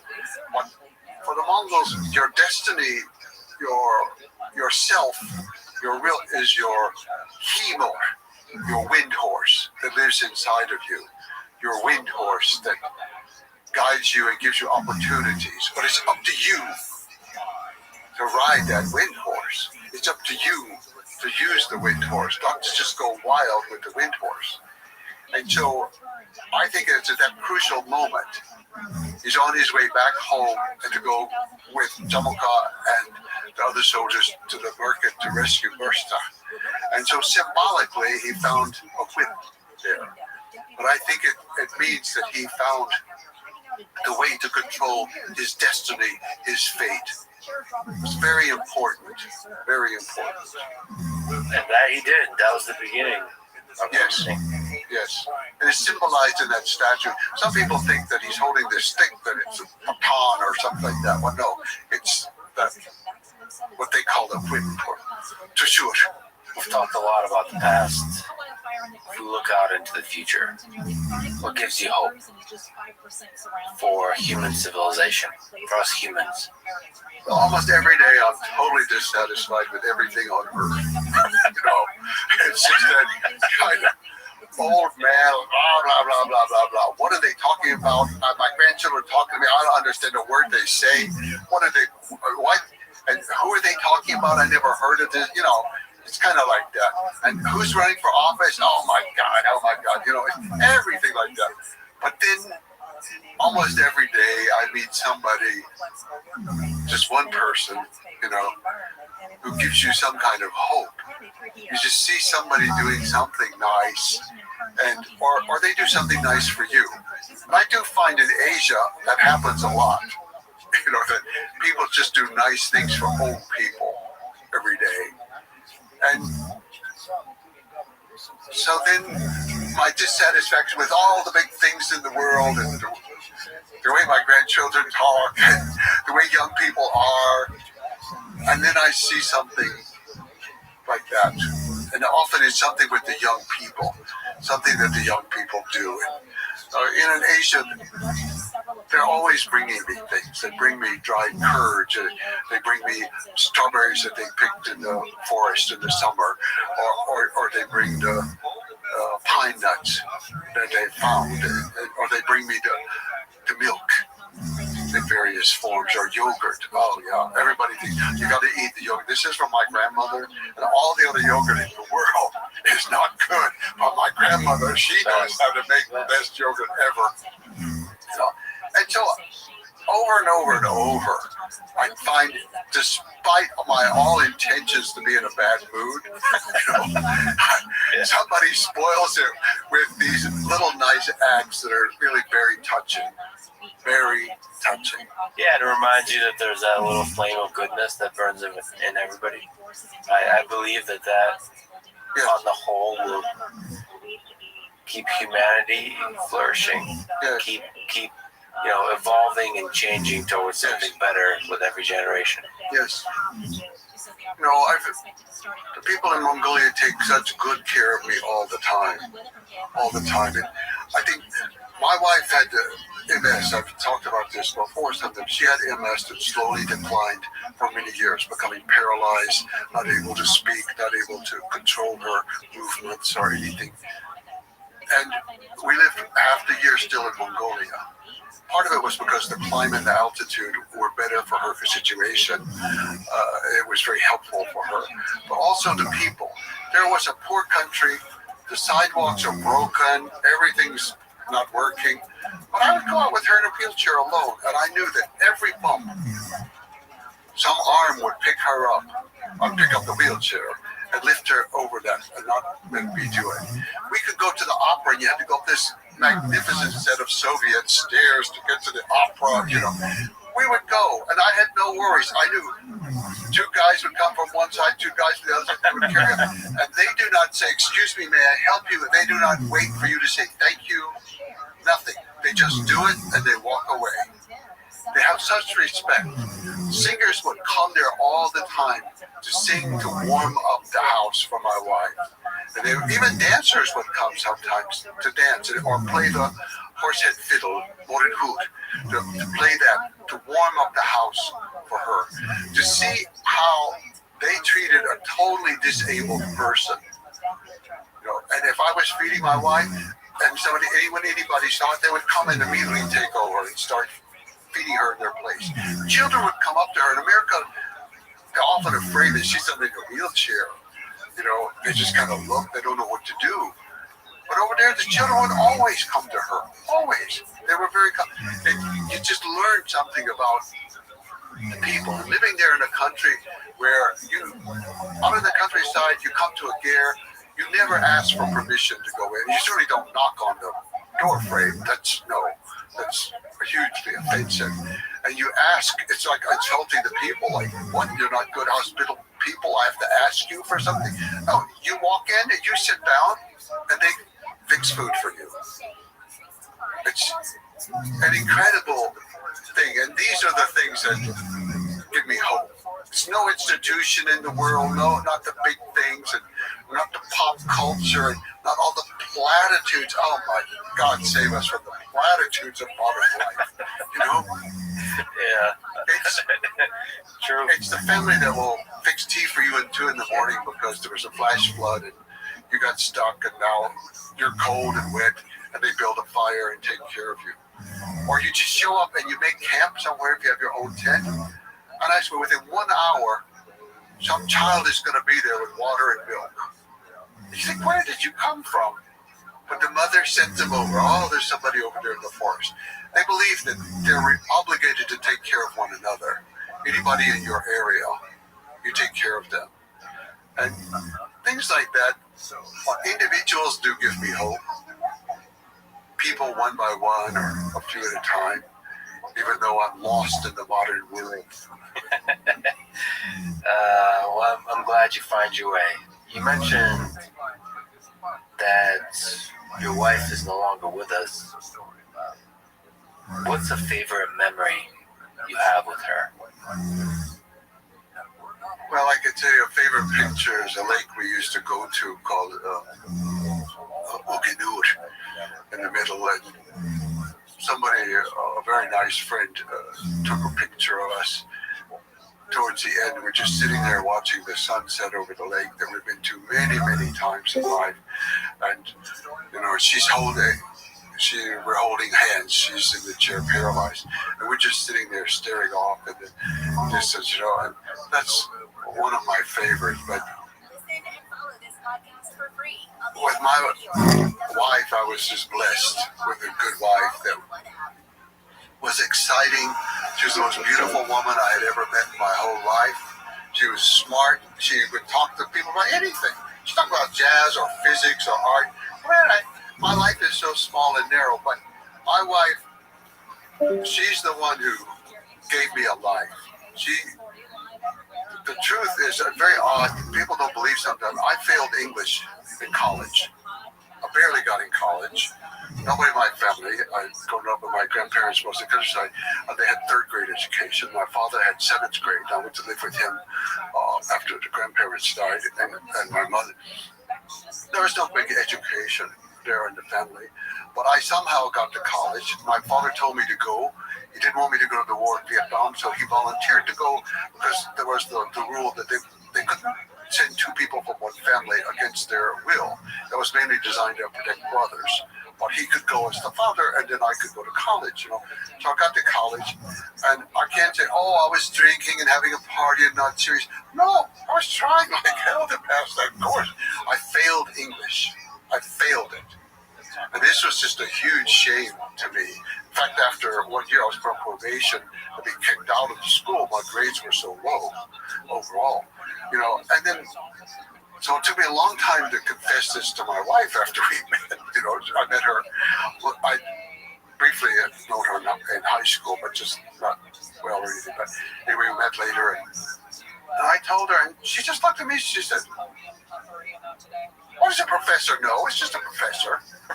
You can write anything you want." Yeah. And she had the power to make me believe everything she said. I don't care what she said, I would believe it. And I would say, "Yeah, that's right. That's just a professor." Yeah, it would, you know. And she inspired me, but she supported me all the way through graduate school. She was taking some courses of her own, and she was doing graduate work.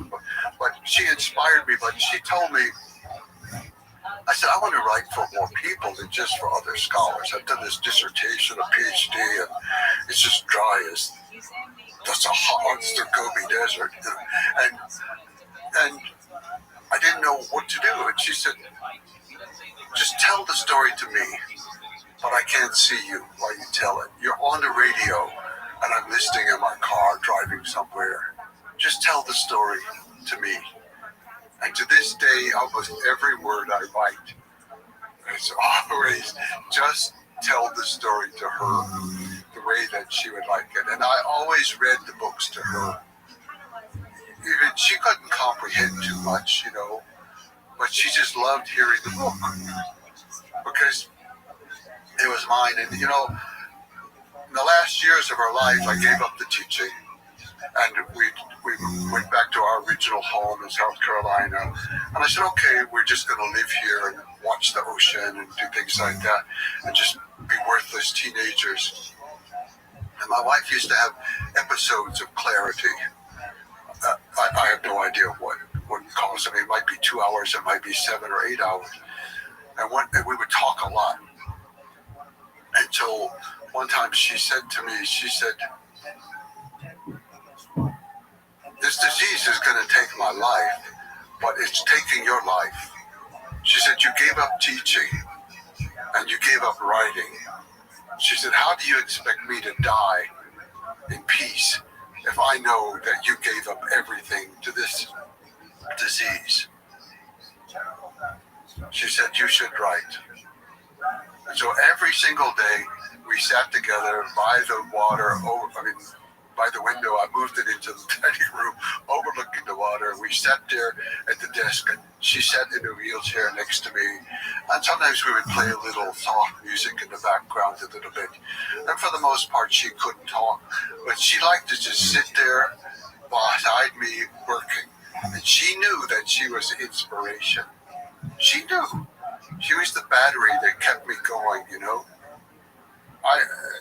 How on earth I ever had a wife like that, I don't know. That's beautiful, Jack. That's really beautiful. I just hit the jackpot with her. And I see so many people that get by, and they even like each other, or they're friends or something. But in my life, there was one person. I love my children. I still do. I love my grandchildren, even I don't understand them. Yeah. But there's one person in my life, and that was my wife. For 44 years, and her funeral was on our anniversary. Just the way life works out, But I was very lucky, very lucky. If the two of you lived and met a few centuries ago, I might be reading a history book about you conquering. No. And if she said, you should do this. Maybe you. If she said it, I probably would have believed it. Exactly. She was too busy enjoying the world. And, in her final, I could not ask her questions. And I would not say, oh, you remember that? No, I never would say that because I knew she couldn't remember. But when she was being restless or something in the night, I used to recite scenes from our life and just give the scene without saying, do you remember? But the last night, I certainly didn't know that she was going, but it was a rough night. And we went back to the first night that we had in Moscow. We came in December in the winter, and the snow was so beautiful and white, and the yellow lights shining on it. And then the most beautiful night, we went to the Bolshoi, and she had this elegant blue wool coat from her grandmother from the 1920s with a huge, it's so ironic, there was a blue wolf, but it's gray blue, like the Mongol has this gray blue collar, this huge collar. She just looked like a movie star from the 20s or something. And we went to see Maya Plisetskaya, and it was one of the most beautiful nights.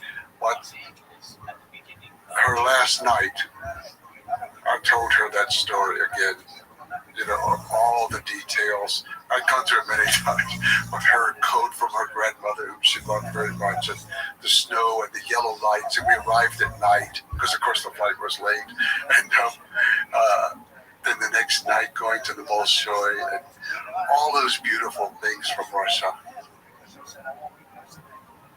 That was it. She was an inspiration. I have many, many nights or many days of great memories. You're gonna make me cry, Jack. Oh no, that was beautiful. You're a beautiful human being.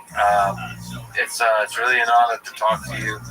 This was such a fascinating journey through human history about one of the most impactful humans in human history. Well, I thank you very much. And the amount of research, when I realized how much research you had done, I felt like you're going to know things I don't know, and you're going to trick me and pull something out, and I'm going to be shamed in front of the whole world. There's only one piece of research left, is me going to Mongolian and riding there on the steppe. That would be incredible. So come. I will. Thank you so much for talking today, Jack. Thank you. Thanks for listening to this conversation with Jack Waterford. To support this podcast, please check out our sponsors in the description and consider subscribing to this channel.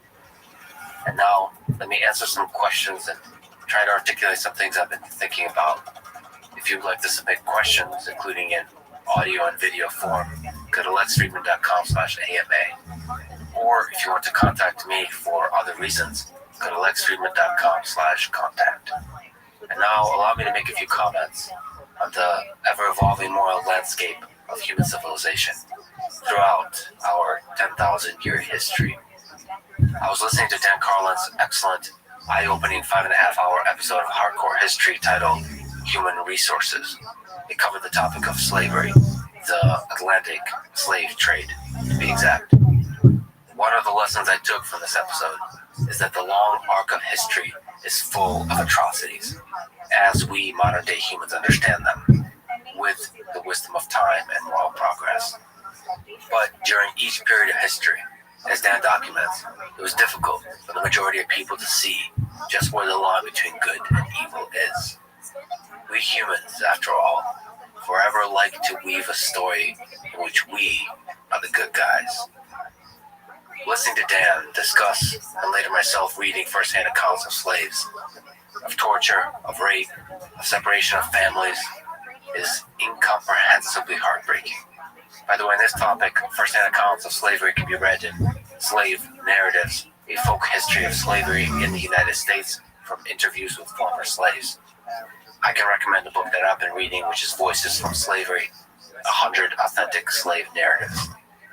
It all seems deeply and obviously wrong by today's standards, but slavery was seen as normal through most of human history. Thomas Jefferson, the man who wrote "All men are created equal," which I think is one of the most powerful lines in all of human history. He himself was a slave owner, making him a fascinating case study of contradictions. In fact, there's evidence that Thomas Jefferson drew from Genghis Khan's ideas about the importance of religious freedom, pulling as he did foundational ideas of human freedom from the jaws of deep history. And Dan, in his episode, documents these contradictions and complexities quite well. The full range of human psychology involved, including how violations of basic human rights breed generational hatred. This, I think, is an important lesson to understand. The consequences of our moral failings can reverberate through decades, even centuries. And that is perhaps one of the values of studying history. It is laden with atrocities, but it also contains people who, while flawed, dare to rise in some way above the moral decrepitude of the day to try to build a foundation of a slightly better future world. As MLK Jr. put it, the arc of moral universe is long, but it bends towards justice. And now, please allow me to say a few words about Gaza, Israel, Palestine. I'm not sure I'm eloquent enough or know quite the right words to express what I'm feeling. But let me try. I think what is happening in Gaza is an atrocity. And I think that the Israeli government is directly responsible for it. And to the degree the U.S. government is assisting the Israeli government in this, which I believe it currently is, it needs to stop immediately. For me, as an American, it makes me sick to know that my government has any role in this atrocity. This needs to stop. Yes, there's geopolitical and military complexity, nuance, and historical context that I'm told by some so-called experts that one must understand. And perhaps they are smarter than me. But, like mentioned before, unlike the moral complexity of deep history that I've often spoken about, from the Roman Empire to the Atlantic slave trade, this is the 21st century. This is today. In this, the 21st century, I see things quite simply. And clearly, to me, the death of a child is a tragedy. It doesn't matter what their skin color is, what their religion is, or what plot of land they call home. In my view, they are all equal. And the death of each child is a tragedy. Hamas did a definitively evil act on October 7th, brutally murdering over 1,000 civilians. But now, the acts of war conducted by the Israeli government have led to the death of over 60,000 people in Gaza, likely over 80,000 people, of which at least 17,000 are children. 17,000. I'm not smart enough to know the path to peace and flourishing of all the peoples in the region, but I do know that what has been happening in Gaza cannot be the way. Suffering at this kind of scale breeds generational hate that leads to more evil in the world, not less, to more destruction, to more suffering. This has to stop. 2 years ago, I spoke with many Palestinians in the West Bank, on camera and off. There's a video of it up if you want to hear their voices for yourselves. It was a deeply moving experience for me, and I'm grateful for it. In the future, I hope to find a way to talk to people in Gaza.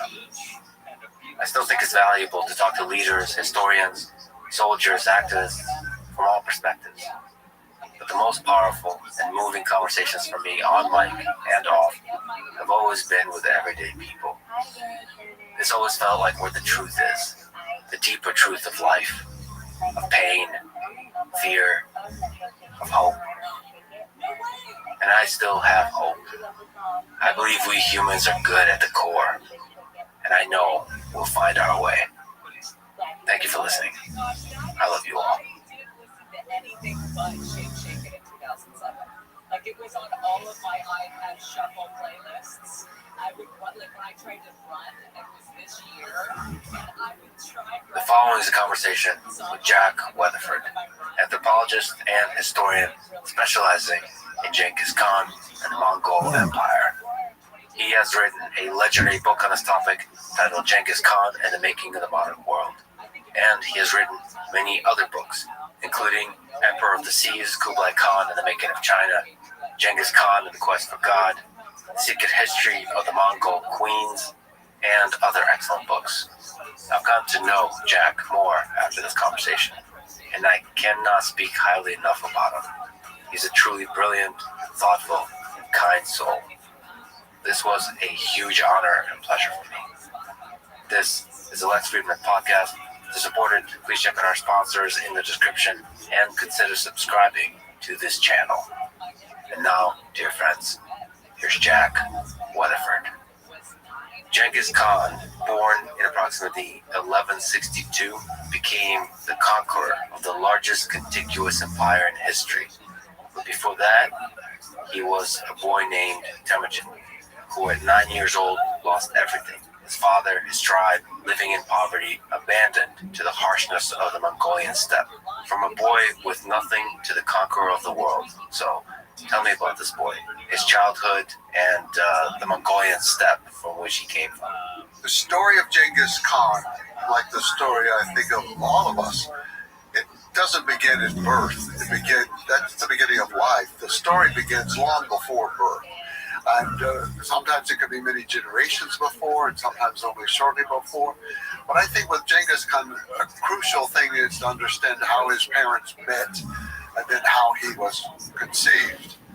And that is that one day, a cart was coming across the Mongol territory, and only women drove carts. Men rode horses, women also rode horses. But women owned the houses, which were called gers, the tents.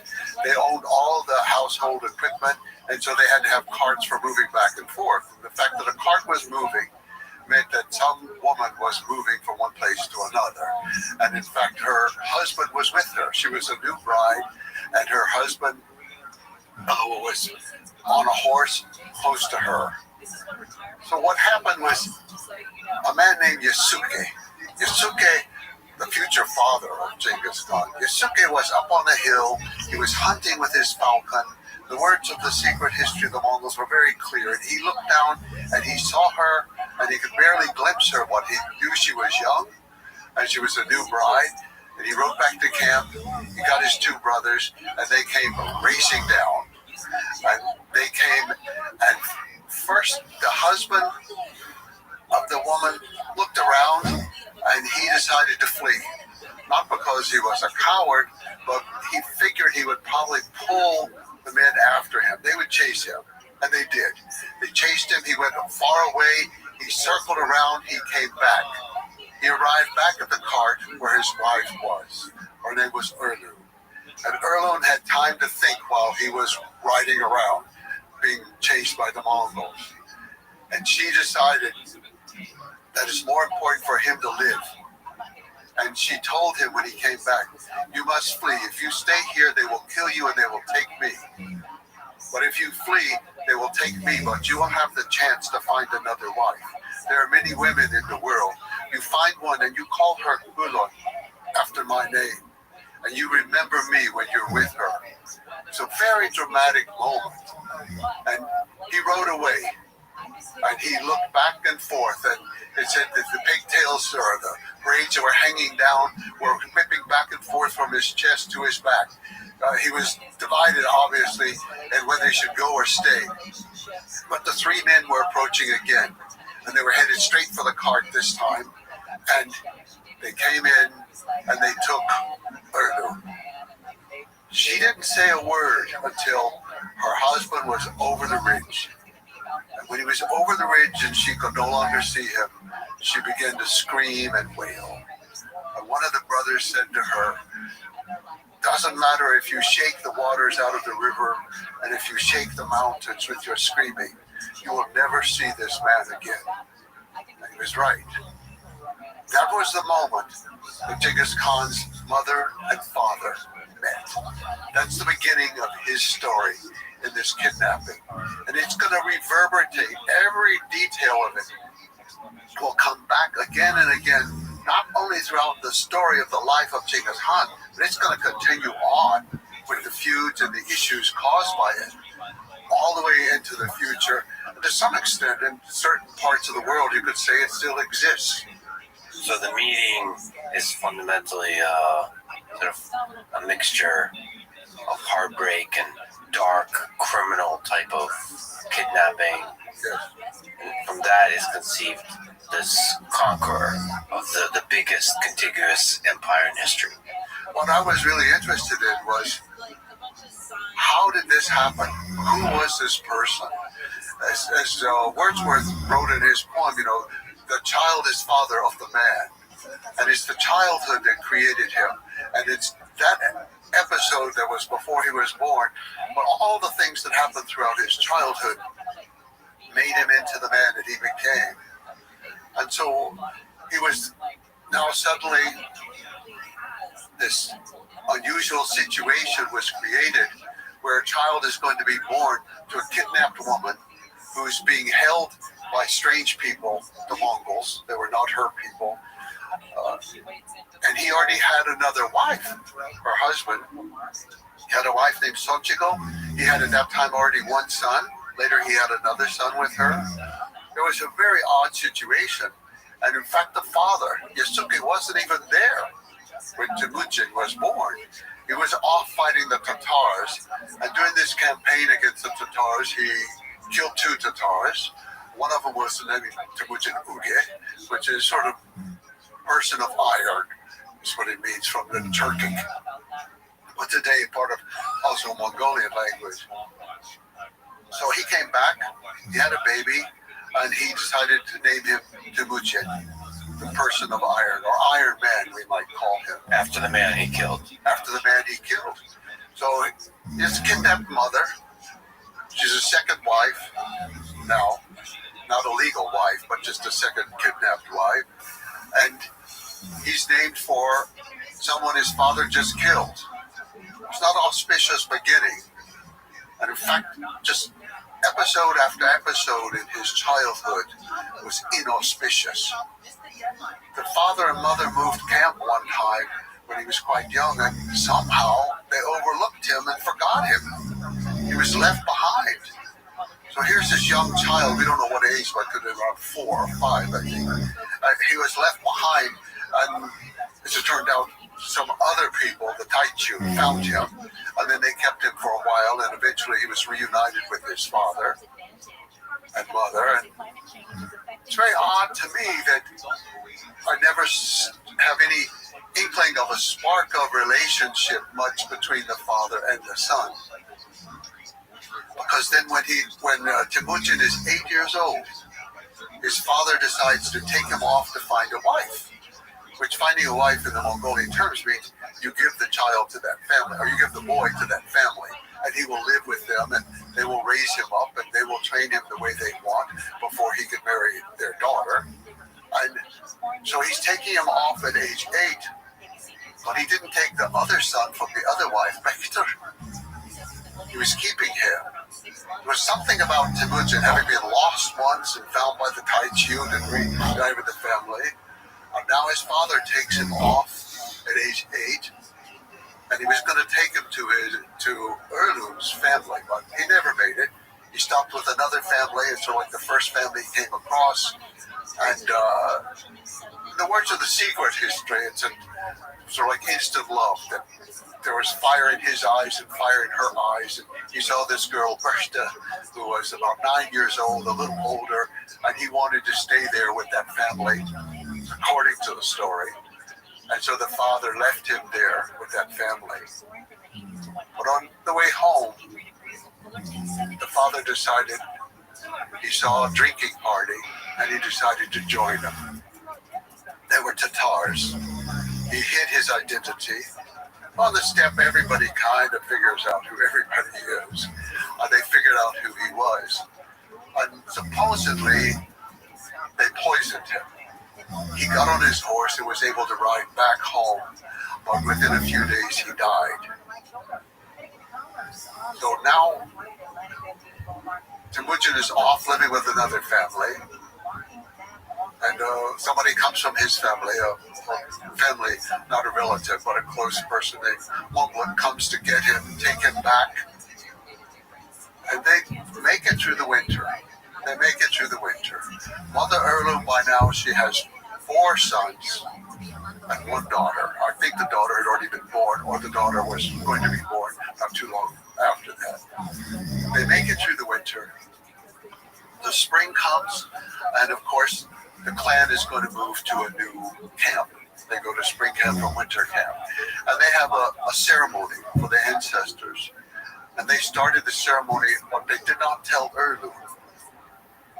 And so she came, and she was angry that she had been left out. The old women said, "You're the one for whom we do not have to call. We will feed you if you come, but we do not have to take care of you." Letting her know that as a captive woman, she was not a real wife in their view. And that was really the signal that when they moved camp, they were not taking her with them. And they packed up, and they took her animals. They took the animals, but at that moment, she still had 1 horse for a moment, and she jumped on the horse, and she took the banner of her husband, and she raced around the people. And the banner after death contains the soul of the person. And so she raced around, and they were a little bit nervous, and so they camped for one night, and they waited until it was dark. Then they took off, and this time, one of the friends of the family came running out to try to stop them, and they killed him. And Temujin cried. He was a little boy, 8 years old. There was nothing he could do. He was just a little boy. And now that family is left there on the steppe. 4 children, possibly 5 already. Sochigol, the other woman with 2 children, they're all left there to die on the steppe. When the winter comes, they will surely all die. How do they make it through the winter? Mother Erlu, in the words of the secret history, she pulled her hat down over her head. She took her black stick and she ran up and down the banks of the river, digging out roots to feed the gullet of her brood. She fed them through the winter. She found foods, digging up whatever she could, finding whatever she could, everything she could. And even at his young age, Temujin was already beginning to go out to collect things. He could get fish. He could do a few tasks to help feed the family. It was an extremely awful struggle at this point. But she saved every one of the children. So Temujin's early years were marked by loneliness, abandonment, and struggle. Yes, even after this, he was kidnapped at one point by Taichu people. He was kidnapped, and we would say, I think the correct word would be enslaved. They put him into a kank, a yoke, like an ox would wear. And so his two arms are in it, and his head is in it, and he's trapped in this thing. And every night he would be taken to a different gear to be guarded by that family. And one night there was a little celebration, so most of the people are drinking, and he's left with a boy who's not very smart. And Temujin managed to take the kank, the wooden yoke that he's trapped in, and use it as a weapon by turning it around very quickly and hitting the boy in the head, knocking him out. That was one of the first lessons for the Mongols, that anything that moves is a weapon. This is going to go on for generations. Very important for the Mongols. If it moves, it's a weapon. He did that. He raced off in the night, and he jumped into the river to hide. He's still got a kank on him. He's still trapped under there. The people are looking for him. They come out up and down the river, and he's hiding underneath the water for the most part, trying to breathe as best he can. But it's dark, and this protects him a little bit. They give up, and they say, okay, we'll come back tomorrow. He can't possibly escape. But the next day, he knew one family that he thought he could go to. And he was right. He went to that family at a great risk to themselves. They, in fact, were a captive family, the Taichu. And at great risk to themselves, they managed to saw off the kank and then burn it in their fire. And they gave him food to escape. And then he had to go find his family again. So this is the kind of life that this boy Temujin had. So he, just to be clear, the neck is trapped and the hands are trapped? We think that's how it is. We just have the word. They don't say the head and the hands. We know that his body is trapped in it. But from all evidence we have, it's the hands and the head. And he's running around deeply alone with this thing. Yes, yes. And then he has to go out and find wherever his family is. So this, in part, was the foundation of his breaking with Mongol tradition, that kinship is the most important thing above all else. Because here's his life story where he's abandoned over and over and over. By his father's own brothers. See, the men who kidnapped her, they had an obligation under the Mongol law and custom to marry her when her husband died. They did not. They should take care of her and her children, because her children, or the children of their brother, they count as the sons of the clan, or they should. But no, they had all deserted him, all betrayed him. He learned very early on that you cannot trust family.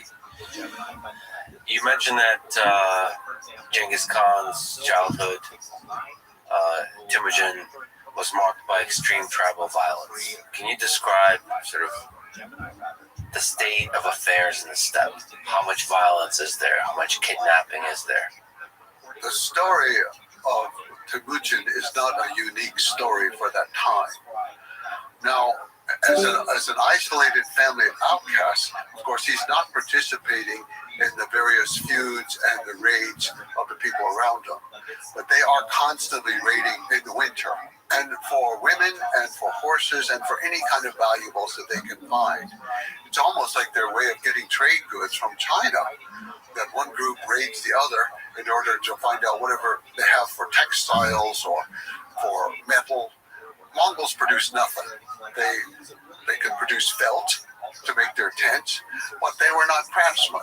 And so they had to get these items from somewhere, and it was through raiding. And so even in the genealogy of Temujin, you see going back generation after generation of women having been kidnapped, children born who are not necessarily the father's child, and it's unclear who the father was. And all of these issues go back for a long time. Later, Genghis Khan will realize, once he becomes Genghis Khan, he will realize that the true source of most of the feuding on the steppe is over women.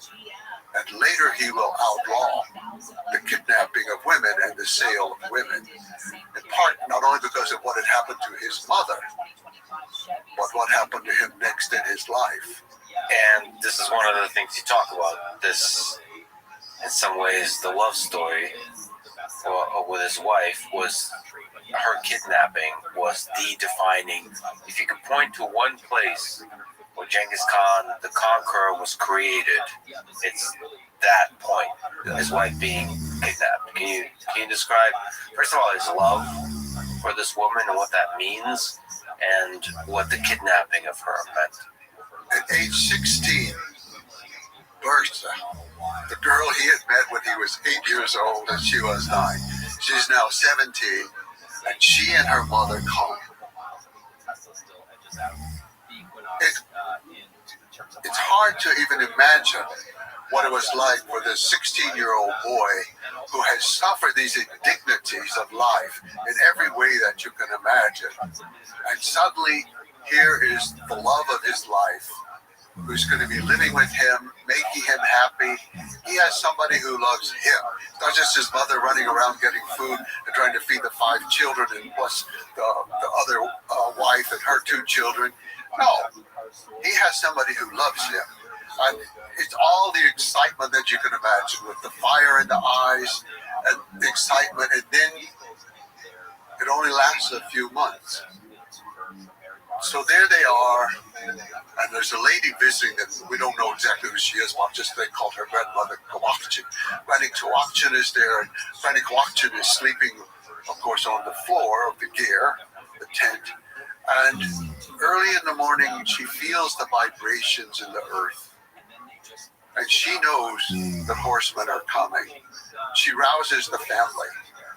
And Mother Erlun is in charge. Mother Erlun is still in charge, even though Temujin is now married. She puts all of her children on a horse.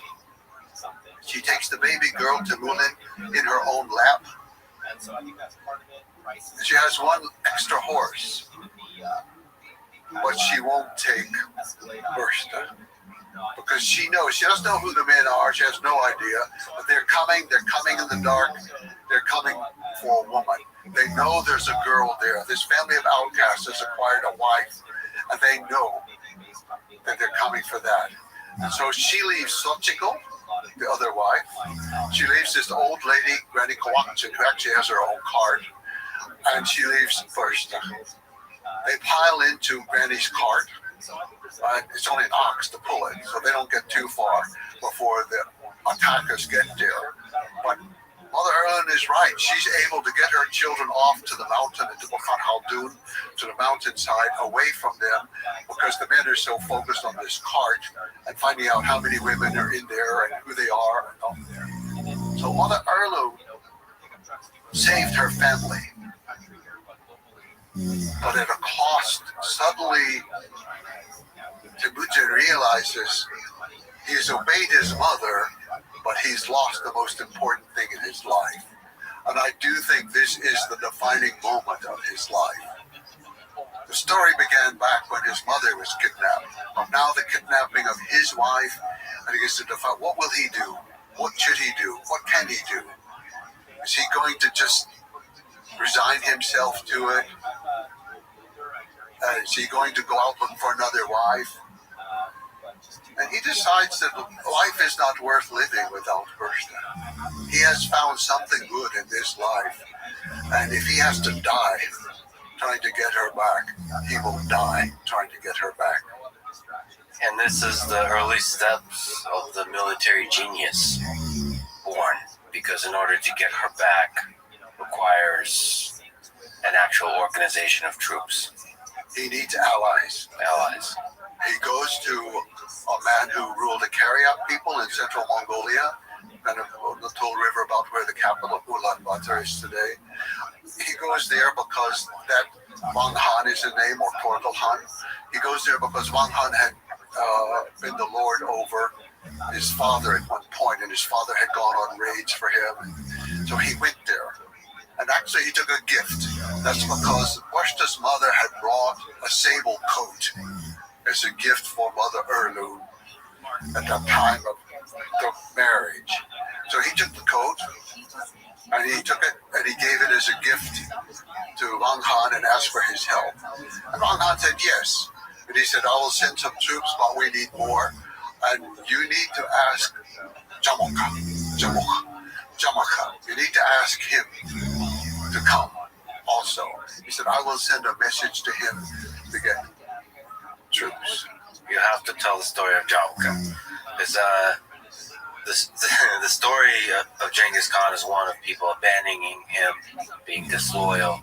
And here is a person who's not of his kin, but becomes his, in a way, brother, in a way, loyal. And as you've described, he's both the best thing to us happened to Genghis Khan and one of the biggest challenges in the later years of Genghis Khan. So who was Jamaka? Jamaka was a boy about the same age as Temujin, and his family had winter camp close to where Mother Erlun was living with her children. And so the two boys met during the winter time. In fact, they both claimed descent from the same woman about 4 generations earlier, or 5, it's a little unclear. She was an Orihanghai woman who herself was kidnapped. And actually, Jamaka was the descendant of her from the fact that she was pregnant at the moment of kidnapping. And then Temujin is descended from her through the new kidnapper, Motonchak, his ancestor. So they're both through the, as the Mongols would say, from the same womb. They come from the same historic origin. However, their lives were similar in that both lost their fathers very early, but Jamaka also lost a mother. So he grew up in the household of his grandfather. He had no siblings, unlike Temujin with a whole household of siblings. He grew up with his grandfather, and his grandfather had several wives, so he grew up with a bunch of old women, which later he said he thought was an influence on his life. But the two boys meet. So they come from different backgrounds, and Jamaka's not as deprived by any means as the life of Temujin, but he has a certain emotional deprivation, I think, having not had mother, father, siblings, and he lives with these old people. The two boys meet, they become good friends playing on the ice. And so they're playing on the ice, and then very early on, I think when they're about 10 or 11 years old, they decide to make a pact. It's called becoming Anda. Anda is more than a friend. A friend is like in the language, and there are several different types of friendship. But Anda is a friendship that's beyond a friendship. It's something for life. And they swore that they would be there forever to protect each other, to help each other in every moment. And they exchanged knuckle bones. So each one of them had the knuckle bone of a roebuck, a deer. Knuckle bones are used in these games that they play, but it's also used to forecast the future. You can roll them around and all. And it's very strange. On the ice, I will say, in the wintertime in Mongolia, it could be up to 50 degrees below zero. It doesn't really matter at that part whether it's either Celsius or Fahrenheit or what it is. But you slide something across the ice and it's just absolutely smooth like silk, and it goes on for a long way. And if you put your ear down to the ice, you hear this celestial sound that is unlike any sound on the earth. It's just like the angels are singing under the ice. So once they've sworn this relationship of Anda, then a couple of years later they swear it again, but this time they're slightly older boys and they have bows and arrows, and so they exchange arrows with each other. In fact, the text is very specific that Jamaka took the horn, cut it off of a 2-year-old calf, and he whittled it down, and then he drilled a hole into it in order to make a whistling arrow, which is used for several purposes. But one was it's used for signals, for one thing, from one person to another. But also when you're hunting, if you want to move the animal in a certain direction, you send a whistling arrow in the opposite direction to make the animal move. So it had a lot of use. So the boys had exchanged robot knuckles. This time they exchanged. And so they had been close friends.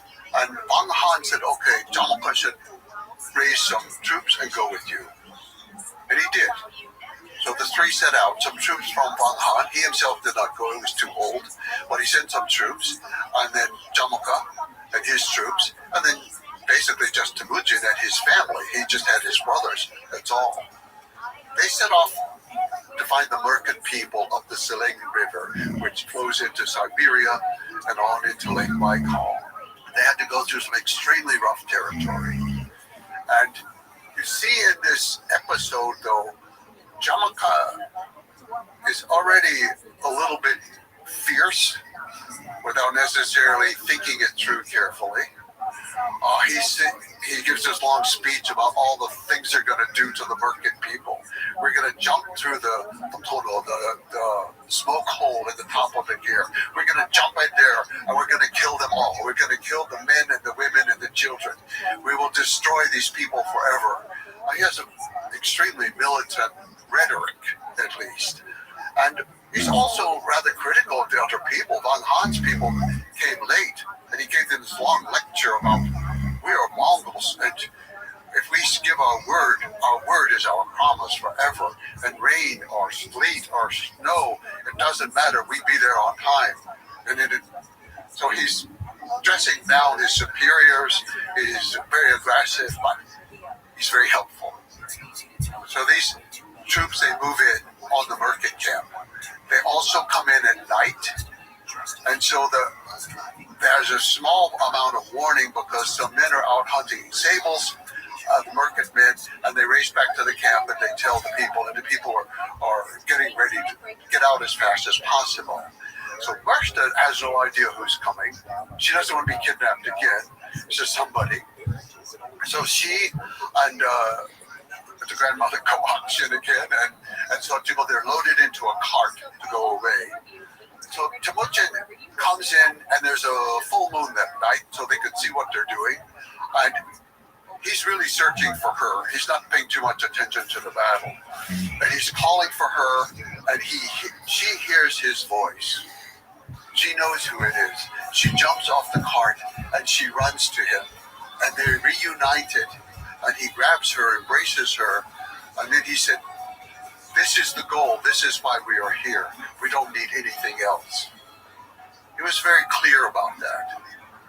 And that was his first full-on military engagement. Yes, aside from the things, yes, his first full-on military engagement. Now, along the way, in addition to escaping all these horrors, he had killed his older half-brother. And that, too, was a deeply formative experience. So what was that about? Can you explain in Mongol society the role of the older brother and the power struggle there? And, not to moralize, but there's also, the ethical foundation behind the murder. The killing of Bechter, that's one of the things that's totally unknown outside of the secret history of the Mongols. None of the Persian chronicles, none of the Chinese chronicles, none of them knew about this until the secret history was deciphered and translated. But Bechter was the older child of Sochiko, and his son, the older brother, has complete authority over the younger siblings in Mongolian society. They have to refer to him with a special pronoun all the time, Ta, and he refers to them as Chi. It's like a formality. And his word goes. He is the father in the absence of the father. But also it's quite common that if a man dies and his brothers, he has no brothers or his brothers do not marry his widow, then if he has a son by another wife, she will become his wife. So it would have been common that Bechter eventually, when he passed through puberty, would then perhaps marry Mother Erlu. Now, don't know that happened, but I think either it did or Temujin was trying to prevent it because it was bad enough that he was the older brother, but he becomes the older brother and the stepfather. I think Temujin just couldn't handle that. And he was already, Vector was ordering him around, so he would take things like a fish or bird that Temujin had caught, and it's perfectly acceptable in the Mongol hierarchy. So Temujin would catch a fish, and Vector would take the fish. Yes, it's only recorded once, but perhaps it happened several times. So that's an okay thing to do for an older brother. Just take stuff. Yes, he can do anything he wants just about with his younger siblings. That's, yeah. But Temujin is not going to stand for it. So mostly in the record, they kind of put the blame on this fish, which I'm not so sure that's really the blame.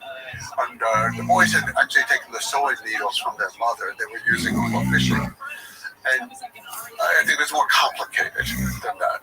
But for whatever reason, he and his next brother, Hasser, decided to kill him. And they did.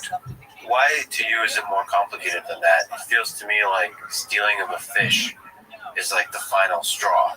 Here he's being abused over and over and over. And the fish is a symbol of that. Yes. So here he takes matters into his own hands. I think it is the symbol of that, and it can be the thing that pushes him over the edge. But it's all these other tensions of what's going on with the family. Because they shoot him with arrows, they kill him. But what happens afterwards is also interesting for the dynamics of what was going on before, because we hear nothing from Xochitl. She and her younger son, Belgatai, they stay with the family. They don't go away. But the one who is outraged is Mother Ergu, his mother. She screams and hollers at him in the longest kind of tirade you can imagine about, you will never have anybody in your life except your own shadow. And, you know, you are worse than everything that she could name. They could be worse than. She was outraged and went on and on and on about it. So she was obviously extremely distressed about it. Whereas Xochitl, the mother of the boy, she may have been distressed, I don't know, but nothing is shown up in the record. So he does have this episode of having killed off his brother, but I don't think it was a deeply meaningful, I think it was important, but I don't think it was emotionally deeply meaningful for Temujin.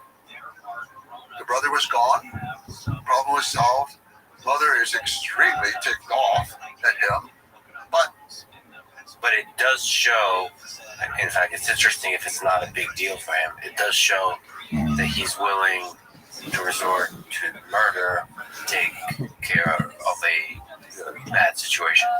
Yes. He is capable of doing anything that needs to be done to resolve what he sees as a problem. Mechter was a problem, he resolved it at a very young age. So he'd had that experience behind him. Now, Mechter's younger brother Belgatai is on the raid with him and with Tomoko when they go to attempt to burst the back. So he has both loyalty, and Belgatai stays loyal to him his entire life. It was very interesting. So actually, if we return to Bursta, is it normal to have such a love story across many years when you're separated? Sort of having that kind of loyalty, because it was two-way loyalty from Bursta to Temujin, and Temujin to Bursta, and this is like before he was Genghis Khan. I think as children, he was too preoccupied with staying alive and trying to find fish and roots to eat and things like that to really be pining for her all the time. But for whatever reason, she came, and it could be that her family liked him in some way, or that she remembered him, or that she had no other suitors. Because at 17, she should have been married, actually. So I can't explain why, but it was certainly a strong love story after the fact, if not before. I mean, those two were loyal to each other throughout their lives. Or she was, I would say, the most important person to him after that. He went to literal war to get her back. He risked everything. He was willing to die willing to kill, he was willing to die in order to get her back. And he got her back. And now he's reestablished his relationship with Jamukha. And so they decide to stay together. And they all go off to the Horanok Valley. And she is pregnant. This becomes a huge issue forever. It's one of those things that to this day, almost, it's an issue and what happens. But as he says much later in life, when his own sons rebel against him, and they call that first child a murdered bastard, he defends his wife viciously. To his own sons. He says, you were not there. You do not know who loved who and who did not. You did not see the sky turning around. You did not see the stars falling. You did not see the earth turn over. You don't know what was happening. And if I say he is my son, he is my son. Who are you to say otherwise? You were not there. You come from the same warm womb. And if your mother could hear your words, her warm womb would turn to cold stone. So he defended her forever. But he's off now. We go back to the beginning. She's pregnant. They're in the Horanok Valley. And he and Jamukha decide to renew their vows of being unda to each other. So this time it's more serious. And it's ceremony in front of the whole we can't say tribe, it's not big enough yet for a tribe, but the whole clan that's there. And then Jamukha takes off a gold belt, which actually he had stolen from the market at some point. And where on earth they had a gold belt, I don't know. But he took off a gold belt and he put it on Temujin. And then Temujin gave him a mare who had never had a foal, had never given birth. And it was an unusual mare who had a little growth on the front of her head, which they called a horn. So it was an unusual gift that it has meaning, but I don't know all the meanings behind it. You know, it's sort of odd to me. But the golden belt, and then kind of sort of think about it in different ways. But the belt for the Mongol man is really the sign of manhood. And in fact, this belt of Dus, a woman was often then and even now called person without a belt, because that's how they were at that time. Today, women wear belts, of course, but they still use the word uskui, with no belt. So it's a very important symbol of manhood.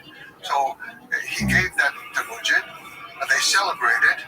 And then the words on a secret history, they stepped apart under the same blanket, apart from the other group, and they were happy together. And then when the baby was born, Temujin named the baby Tunch, which means visitor. Some people say, well, it's because the child was really the market child. Other people say, no, it's because he was a visitor on the territory of Jamukha at that time. And other people could say, well, Jamukha's ancestor, who had been born from the kidnapped woman who was pregnant, they had named that Jorigadai, which meant foreigner. So it's kind of like a parallel, visitor, the foreigner. And so Jamukha's clan took the name from him. They were called Jatavan. And so there are all these things that sometimes we can't quite understand because we don't have the total mentality of that time and we're not there.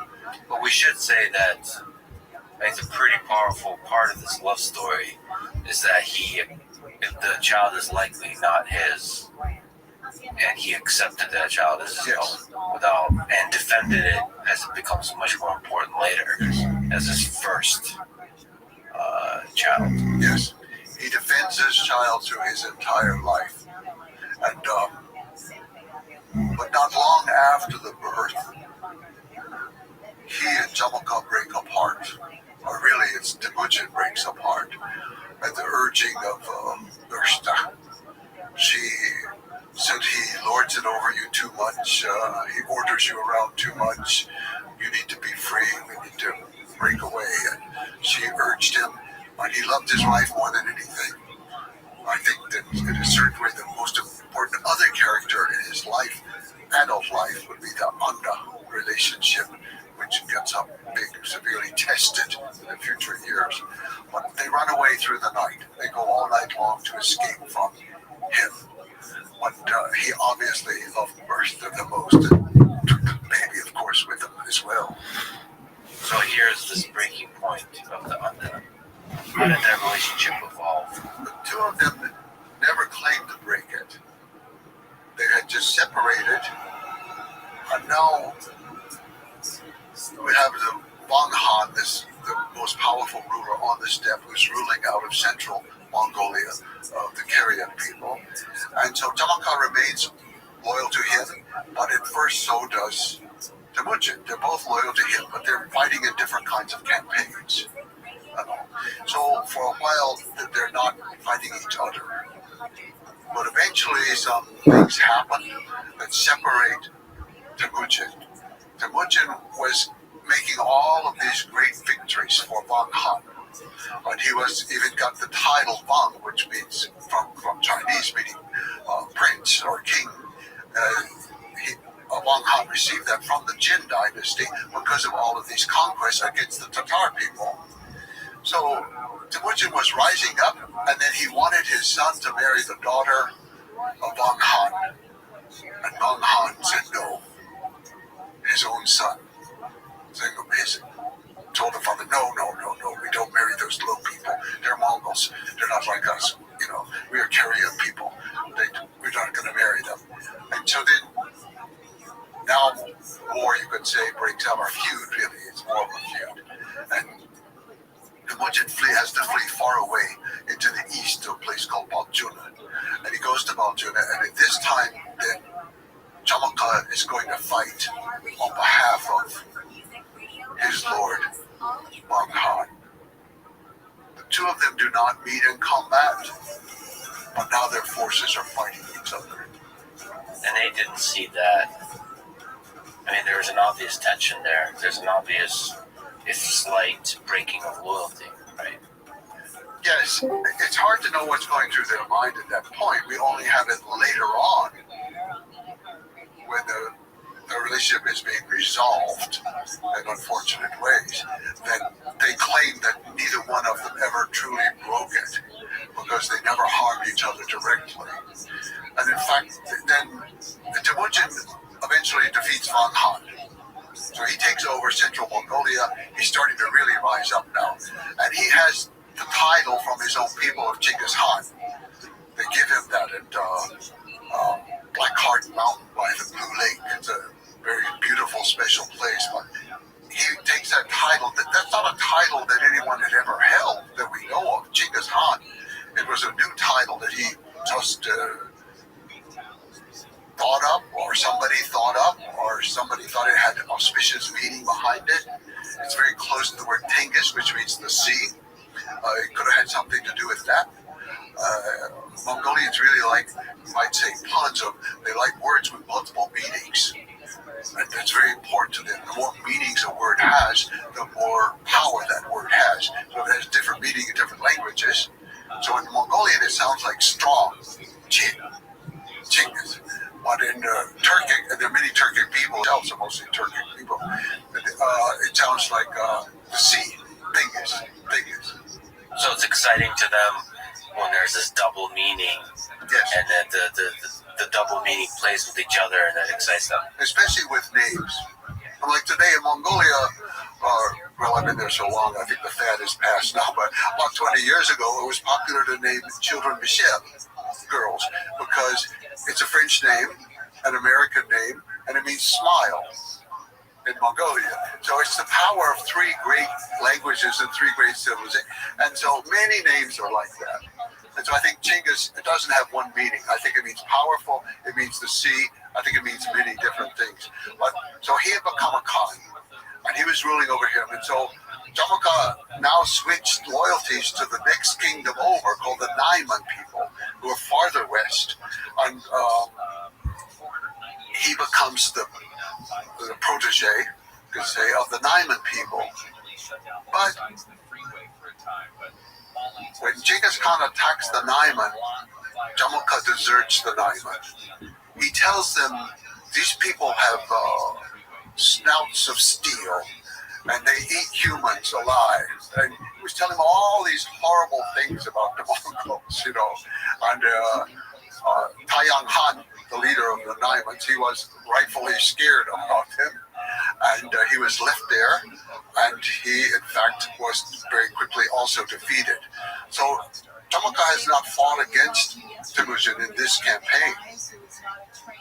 And he's off with some of his people, Jadavan clan people.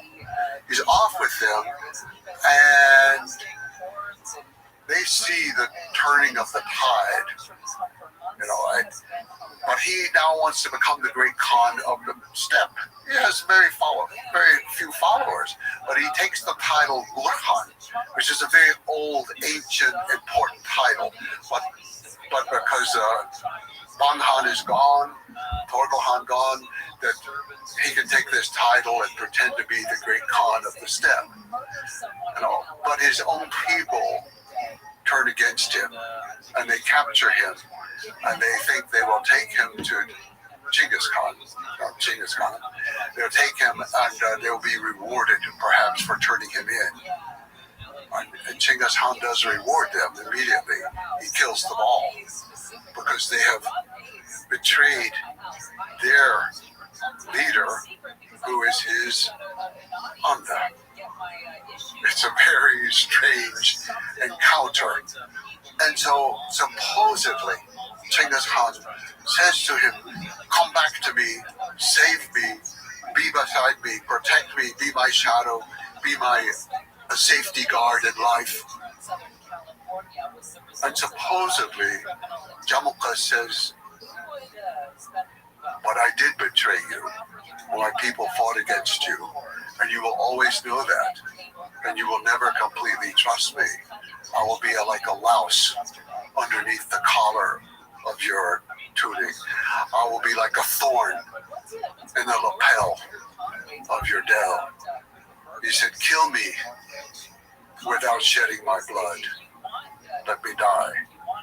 And if you do, take my remains up to a high place and bury me, and I will be the guard. I will be the protector for you and your people forever. So they obviously Temujin did not participate in the killing, but he ordered the killing, and he was either. It's not specified how he was killed without shedding the blood, but the Mongols had several ways, because the most honorable way to die was without shedding blood. The blood contains part of the soul, and if you lose it, you're losing your soul before you die.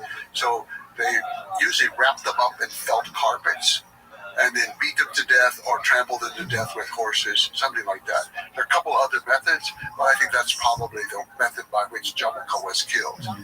And so he was killed, and then Temujin had it, or Genghis Khan had his remains taken up and buried at a high place. This is over near Tuva, which is today part of Russia, but until the 20th century it was a part of Mongolia. The Tuvan people, very, very close culturally to the Mongols. It seems that both of them, under relationship, had a deep value for loyalty. And so the way, it's not worth living after you've been disloyal, which is the Jamukha perspective, right? He had become very practical at this point, and he understood that you needed complete, total loyalty and trust with everybody around you. And I think for this reason, he was willing either to accept the plea of Jamukha, and when Genghis Khan was asking him to come back and to be his shadow and to be his safety guard again, maybe that was just a formality that he knew would be rejected. Or maybe when Jamukha offered to be killed without shedding blood, that was a formality that he thought would not be followed through. Nevertheless, to me, just reading your work and understanding this history, this relationship seems like a really, really important relationship that defines the nature of loyalty. Yes. For Genghis. I would say in both negative and positive ways, it was the most important relationship of his adulthood aside from Bertha. But that relationship really did not seem to have many negative aspects. They sometimes disagreed on things, but small things. So she was by him, and she was positive in every regard, so far as we know, forever. Although she was not submissive, but she was always on his side. And Tamaka, it was just a little too hot-headed for me, you know. I mean, in my evaluation of them, that these things like, oh, we're going to drop down on the market and we're going to come through the smoke hole, kill everybody and all. And he had a flair for the dramatic, even in a way giving the gold belt to Mucha. But Tamaka also, he explained himself at the end of life. And he said, you know, we both lost our father, but I also lost my mother. And you had a strong mother to raise you. I did not. He said, you had Bertha. You have a very strong wife to help you. And my wife, he just used a word like prattler, like she just sort of complains and prattles along. And we did not have a relationship. So I think something about that rings true. That there were some elements of that were true. But Tamaka certainly didn't have the intelligence and the real genius for dealing with people, dealing with soldiers, especially in warfare, that Temujin had. Yeah, in that relationship, there's a contrast because Genghis Khan did not accumulate riches or accumulate power in a way that was for the sake of the riches or for the sake of the power. Yeah. It was always very practical in what is the way to maximize the success of this operation. Yes, I often wonder what happened to the gold belt. It disappeared from the story, you know. And the gold belt doesn't just disappear, you know. What happened to that? It's so interesting because Temujin was never interested in material goods. And as Genghis Khan is the ruler, he, in some ways you could say, became the richest man in the world because he controlled the most wealth flowing through him. But he always dressed simply. He always lived in the tent. And he said, I eat what my soldiers eat. I dress the way my soldiers dress. I live the way my soldiers live. We are the same. So he had no interest in the wealth. And when Tamaka, he had sided before with Anghan, which was very advantageous because they had more trade goods and wealthier people and all. But he just didn't have the temperament, I think, that was going to be helpful for Genghis Khan's continued rise. That is one of the powerful things about the Genghis Khan stories. He came from nothing. From absolute nothing. And he didn't, from what I see and understand, become sort of corrupted by the riches or change. He fundamentally remained the same person who does not have value for material things. He changed and matured in various ways over life, as we all do, or we hope we do. But he never became avaricious in any way. He was never greedy. He was never inquisitive. He kept the simple life. And part of the simple life for him meant that no one was allowed to write about him. No one was allowed to make his likeness. They couldn't paint a picture of him. They couldn't make a statue of him. No building could be built dedicated to him. No palace, no tomb, no temple of any sort. Not even at the point of death, at the simplest gravestone. Nothing. It's fascinating that a kid, like a boy, that doesn't know the world would have the intelligence to understand how corrupting that is. Like the moment somebody builds a statue of you, that's like a slippery slope towards becoming, not seeing the world clearly, not seeing, surrounding yourself with sycophants that don't tell you the information, not being able to select the right people to lead the armies or to lead the territories that you conquer. So it's interesting that he had that foresight of don't record, don't worship. That's because that's a dangerous road to go down for a leader. And it's very hard to explain how he stuck to that, how he got it.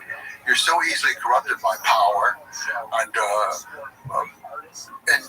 yet he maintained this very fierce attitude towards his relationship was with the people around him, his guard mostly, or his private part of the army, that went with him, the central part of the army. That was his relationship, his family. He had 4 wives. This was what was important to him. And in fact, no portrait was painted until 1278. Well, by then he'd already been dead for 51 years. And then no statue until the 21st century. Just incredible. But let's go to the document that you referenced several times, the Secret History. Secret History is a very unusual document, and I happen to love it very much. But I said, Genghis Khan allowed nothing to be written about him in his lifetime. The people couldn't take notes. Even the army Genghis Khan ordered the invention of the alphabet for the Mongol people, and it was adapted from the Uyghur people. And so to this day, it's often called the Uyghur alphabet, the Uyghur alphabet. So he had ordered that, and he'd ordered his children to learn to read and write, and some did. I think most did not, but some did. But one of the things he did with every campaign, even the one with the Merkin when he rescued Berta, was he always adopted one orphan. And that child became a full member of the Mongol nation in his household. His mother, Erlum, would raise the child. So she eventually had a whole household full of boys of different tribes. But they all became very high-ranking members of the government. And one was a Tatar boy who turned out not to be so great as a soldier, but he could read and write. He was the best. And later, eventually, he became the supreme judge, appointed by Genghis Khan, of course. And so when Genghis Khan died, he recognized it was important not just to write down the law. That's all Genghis Khan allowed to be written in blue books, only the law. Nothing about him or campaigns or military anything. But Shigi-Hutuk was his name. Shigi-Hutuk realized that this was going to be lost, that this is a great historic thing that has happened. So he compiled the work. Part of it, I don't know, other people contributed, helped him. It's a little bit unclear. The Mongols, they don't specify that. They always tell you exactly where something happens. So we know exactly where it happened in Mongolia. You can still go to that spot where he wrote it. That's very important to the Mongols. And we also know it's the year of the mouse, so it was 1228. Genghis Khan had died in 27. So he wrote down, it begins with what we would say are the myths. Well, I'm not sure they're myths, but the origins of myths. It begins with the marriage of gray blue wolf with a tawny deer.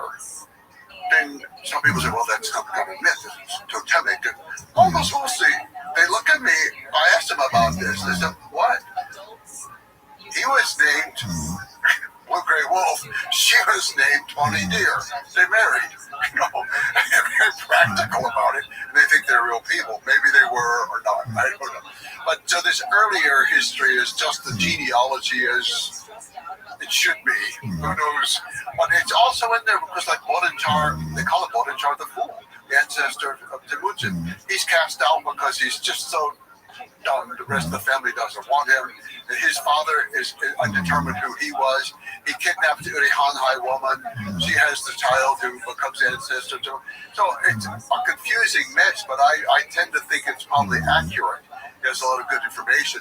And by the time you get to the life of Temujin, the reason we know these intimate things is because that person, Shigi-Hutuk, he was there, sleeping in the same gear with the people. So we even see in there, he will record instances where Berta sits up in bed and tells her husband, okay, you got to do this, you got to do that. You can't do this anymore. We can't think of it.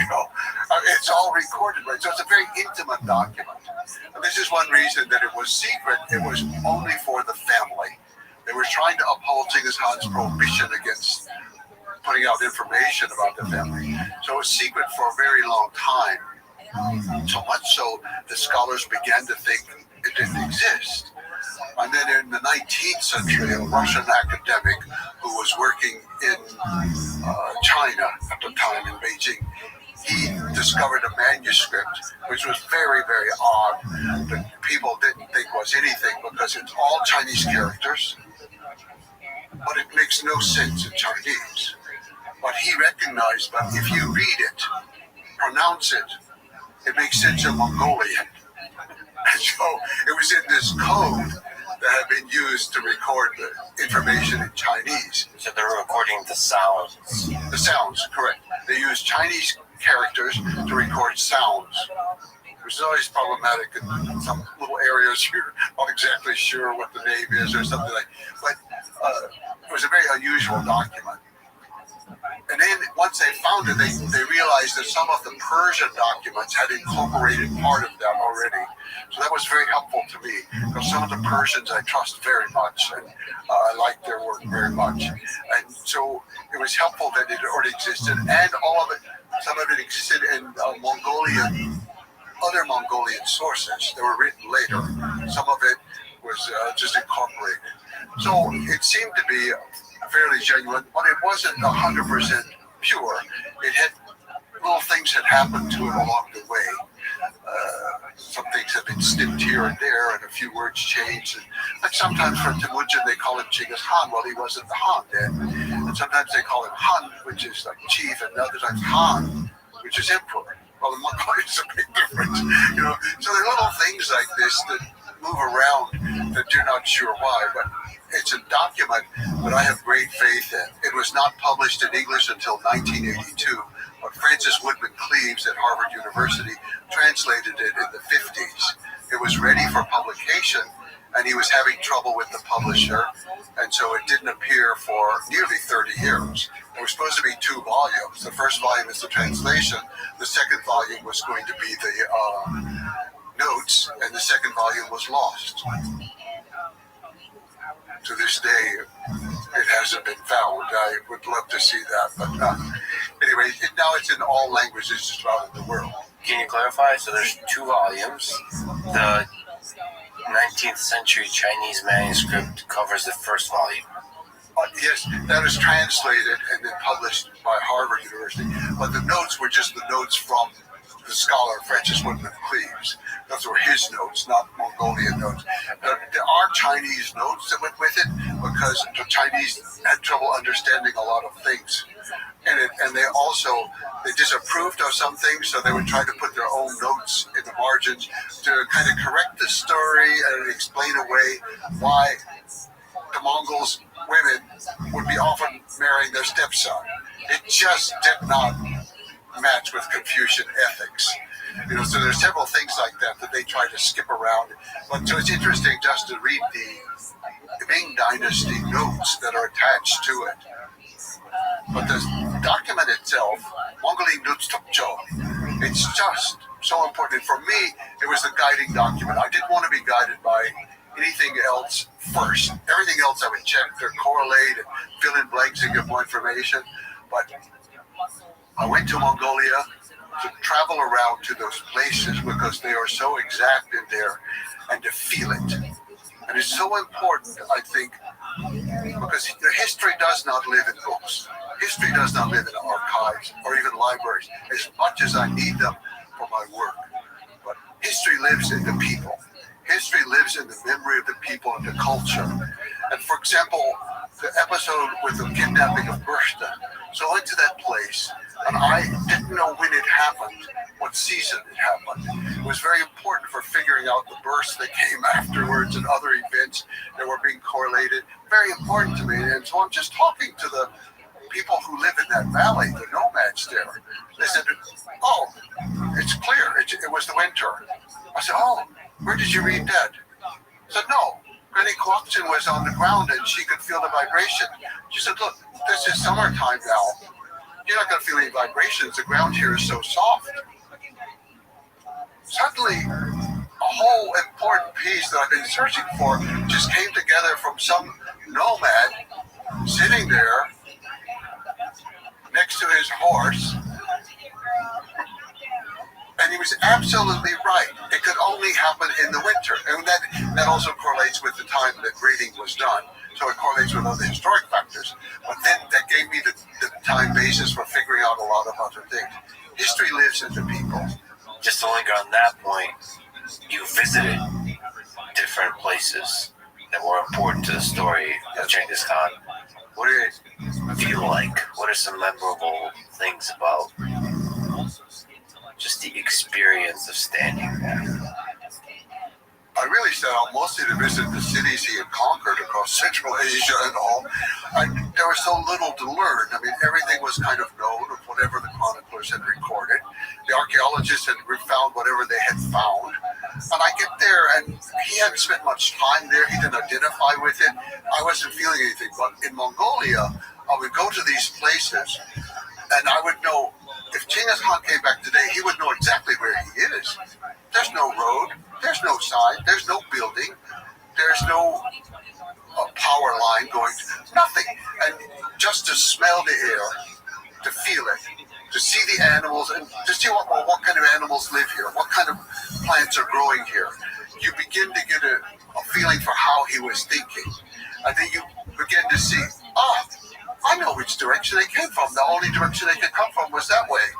You begin to see it, and his life starts to unfold in a very dramatic way. That I have the text, but the text is like it has no scenery, no props, nothing like that. The Mongols all understand their way of life. They don't need to explain anything. They know which way the gear faces with the sun. They know all these things. But for me, that's how I learned it. It was from being with the people. It was the most important thing. And this was starting in the 1990s. And the people, at this time, they were amazed that I would come. The Soviet era had just ended. Socialism was just ending. Democracy was starting. And Genghis Khan had been forbidden to them for almost the entire century. And every known descendant of Genghis Khan was killed in Mongolia. Following the secret history, that became the key to writing what I wrote. Take the history, which is difficult to understand. You have to go over it. I often never understand different parts, or I change my mind and think it was yes, now it's no. But the secret history is a valuable document. And to me, also, it's the opening document of Mongolian written language. And I think it's very important how the people begin their written language. And they begin it with the words, Dere Thinkes. From highest heaven came the destiny of the blue wolf, who was married to the tawny deer, and their descendants, who came from the great sea to live at the base of Mount Burhan-Haldu. And then integrating the spiritual elements of nature, the mountains and the great sea, and this kind of just like a deep connection to nature that they have. Mongolia is a world that, for the most part, is the same as when Genghis Khan was there. We cannot say that for hardly any other place in the world. I mean, certainly not for America, but just a few hundred years ago, it was entirely different. People, languages, everything. But you can't say it for London or Moscow or Constantinople, Istanbul, Constantinople. All of these things have changed so much. But Mongolia is still Mongolia. It's one of the largest countries in the world in space, with the fewest number of people, about today 3.3 million. And they're spread out, and they live in their environment in such an intimate way. This was important for learning about Genghis Khan, how he thought, how he hunted, how he strategized for war. You learn that from the people today because they are still there. They're still living. What's the open Mongolian steppe like? As we return to the feeling of Temujin and Genghis Khan, what's it like looking at this place that has not changed since his time? The first thing I think about the steppe is that you can see forever in every direction. There's no building, nothing to stop your line of view. And it's like being in the ocean in many ways. So you have this extremely open space, and the wind is usually blowing through it. But it's extremely fresh. It's coming out of Siberia. It's coming out of the Arctic. It sweeps down across Mongolia. Cold as the dickens sometimes, but it's always fresh, always fresh. So you have the wind coming in. You have the smell of the wind, but also then there's grass. The smell of grass becomes very important. Now, because of the particular location, from one year to another, one area may have grass one year and then drop the next year, another area has grass. So you don't always know. If it's not grass, it's dust. You have dust going in, the dust doesn't smell so good, it doesn't feel so good. But that's just one more part of the country. The waters are mostly pure. Now, unfortunately, there has been pollution in this century from mining in several areas. But even when I was there, even today, when we go to some place like the Lake River, where we talk about the Market Live, so it's a place of pure waters, and that's how Mongolians define their world, is by the water. They don't, Genghis Khan does not give lands to his sons to rule. He gives waters and people to rule. They do not refer to the earth as land, they refer to the earth as Dale, ocean, the sea. And so water is very important. And to learn the rules about water, you don't camp by water. If you camp by water, your animals and you are going to be polluting it, messing it up. So they're back, maybe in our modern terms, about 1 kilometer back. You take the animals to the river to drink, and then you take them away. You do not bathe in that river. You take the water away from the river, and you bathe away from the river, so you do not pollute the river. The rules are very strict and very clear. They're from the time of Genghis Khan, about how to deal with. But also, it's dangerous to live close to the river because there are flash floods in the summertime. You can suddenly have it, and it could wipe away if your camp is right there by the water. So the people, they live with nature in a way that I don't see anywhere else in the world. And even today, with the changes with the cell phone and with solar panels, and they could get TV out in the middle of the step, still, they're living a similar life.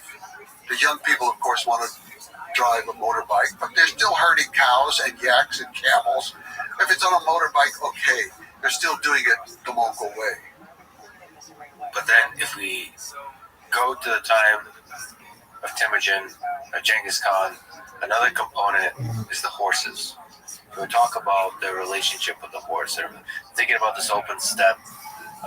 From a young age, they've been, all Mongols are trained to master riding horses, as you write, while standing on the horse. So they learn how to ride while standing on the horse from a young age. While standing on the horse, they often jousted with one another to see who could knock the other off. When their legs grew long enough to reach the stirrups, they were also taught to shoot arrows and to lasso on horseback, making targets out of leather pouches that they would dangle from poles so that they would blow in the wind. The youngsters practiced hitting the targets from horseback at varying distances and speeds. The skills of such play proved invaluable to horsemanship later in life. Can you speak to the relationship of Genghis Khan and the Mongols to horses? The Mongol and the horse are inseparable. I wrote one line in the book that the editor removed because that was insulting.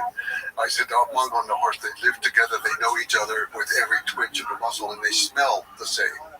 Well, I was saying it just not to be insulting about anything, but they have that deep intimacy, and the horses do know their owner from the smell.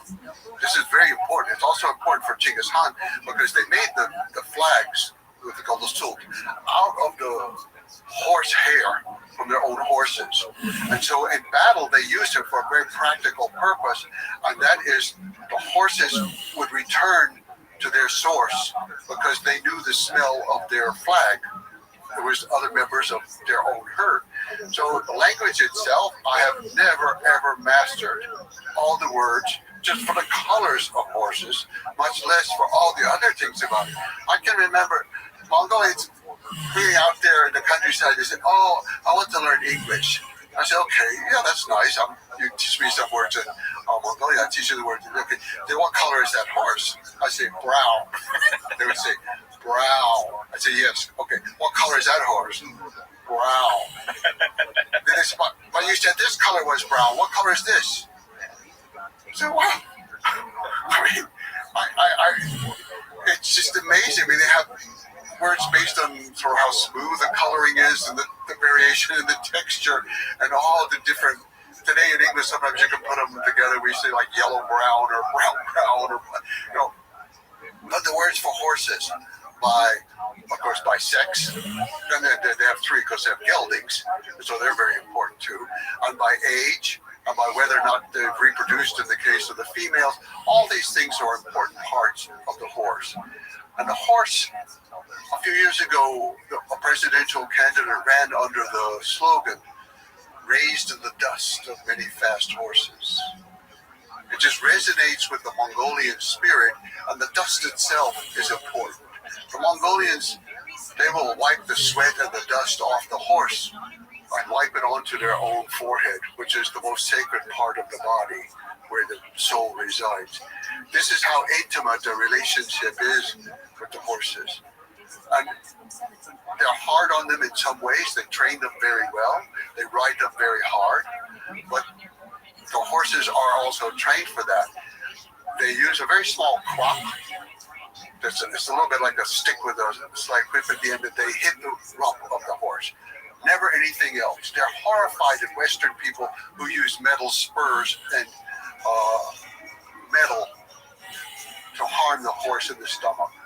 And to harm the head of a horse, they say it's a capital crime. I don't know anyone who's ever executed for it. But you never ever harm a horse's head. So horses are important in every way, even religiously important with the making of the fermented horse's milk that the mother goes out every morning and she throws some to each of the four directions to start the day. And they use it for every kind of thing. But, some things puzzled me that in my watching, I remember one day being with a very nice family. It happened to be on a gelding day when they were out there gelding the would-be stallions who don't get to be stallions. But this family, they had a bunch of boys, and only to get like one or two girls, or like 4 or 5 boys. And one boy was maybe 11 years old. He fell from the horse. You couldn't see it, not so far away. He fell from the horse. They didn't get up. No one moved. In fact, they all kind of turned attention away. And I thought, what am I supposed to say? This boy fell down. Somebody go get him. No. And then the boy was trying to hobble back. He still had the reins for his horse, but he couldn't remount. And he was trying to hobble back. So his little brother went out to help him come in. And they came into the gear and they sat down. The mother just turned her back. And I'm thinking, how on earth could you do this? This is a child. This is your child. But 2 weeks later, by chance, another boy who is practicing for Nadam, the annual races, like this boy had been doing, he was off in an area right close to the forested mountain area, and the horse bolted, took off through the woods. He was knocked off by a tree, and then the horse went deeper into the woods. The boy followed him. The boy became lost. The boy was 12 years old. He was lost for 2 weeks, and he lived. I would have died in 48 hours. He lived. He said, well, he slept in the daytime when it was warm. He walked at night when it was cold. Even though this was the summertime, the nights can be quite cold, especially on a mountain. And he sang loudly all night long to keep the wolves away. And he knew what to eat. And then he walked until he found water moving, and then he would follow that water down to the next. He lived. And I realized, the boy falls from the horse, his mother's not going to be there. She knows that. And it's probably hard for her, too, to see her boy suffer, but she knows. Just a small tangent. There's a wrestler named Gary Collat, and he tells the story about mental toughness, that the first time he saw truly mentally tough people was when he visited Mongolia for a wrestling tournament. And he remembered that they were taking showers in ice-cold water. And, all the other wrestlers, they would take the shower, and then when water hits them, you could see a little grimace. With the Mongols, there was just nothing. It was emotionless. So like ice-cold water or any other kind of hardship, yes. You build a hardness to that. And I suppose that falling from the horse is just an example of that. There's a mental hardness and a mental toughness. You have to be able to take care of yourself. And with the weather, for example, often in that time and still today, some people, if they can have the privacy to do it, the men will strip naked in the first heavy snow and roll around in the snow in order to prepare for the coming winter.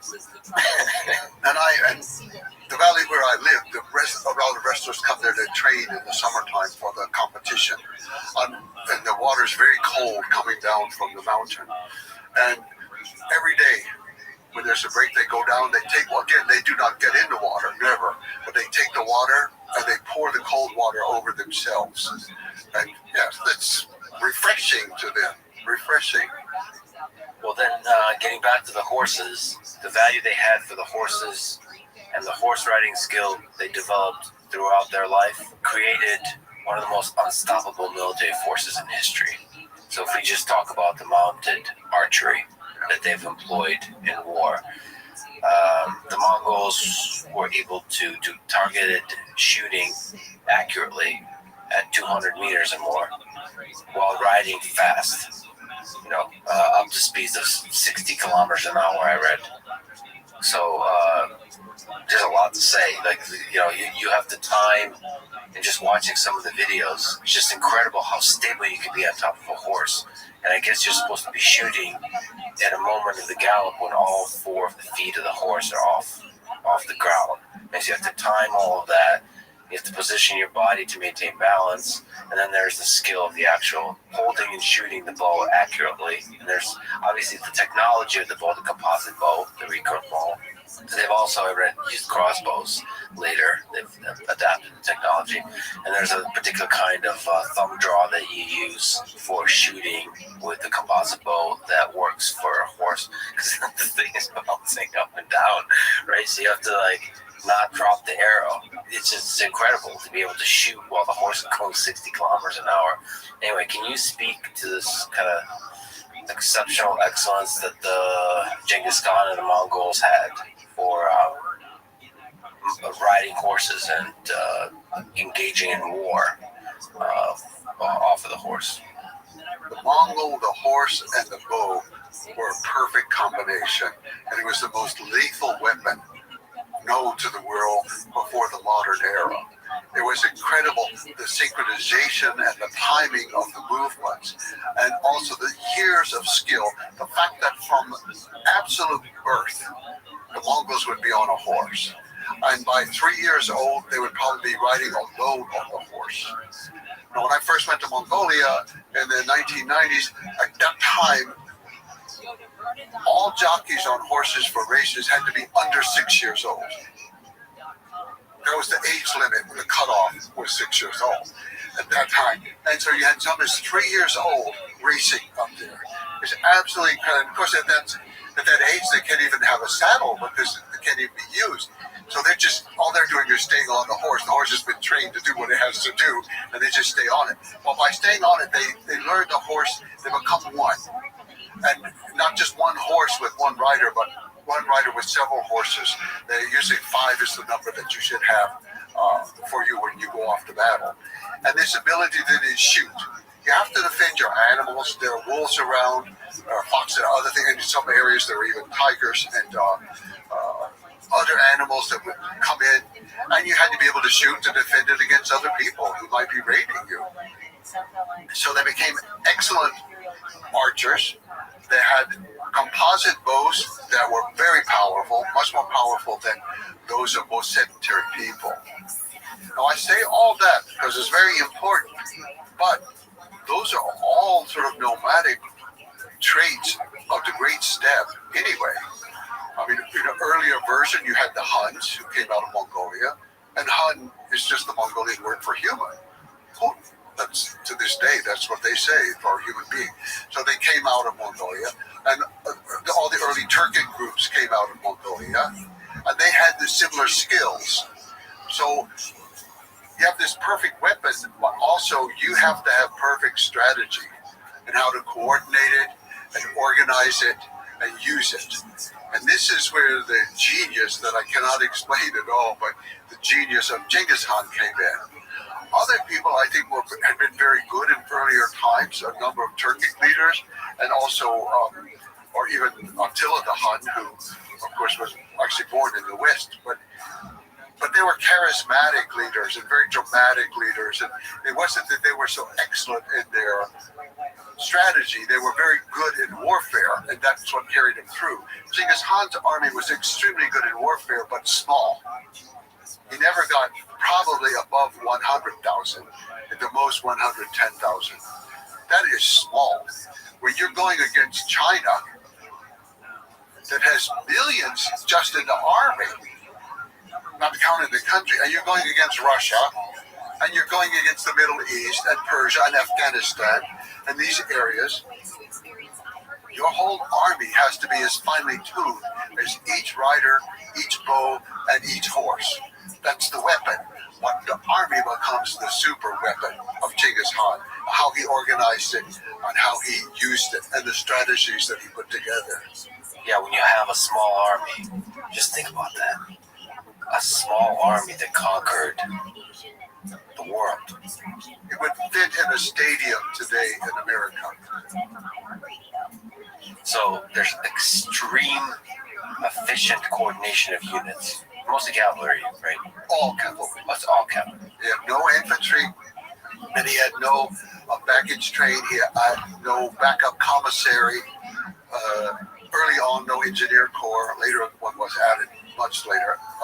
But no, all cavalry.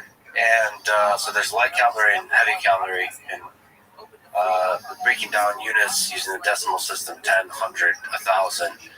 So there's a kind of hierarchy where you delegate authority, but to the degree there's commands, they must be followed strictly.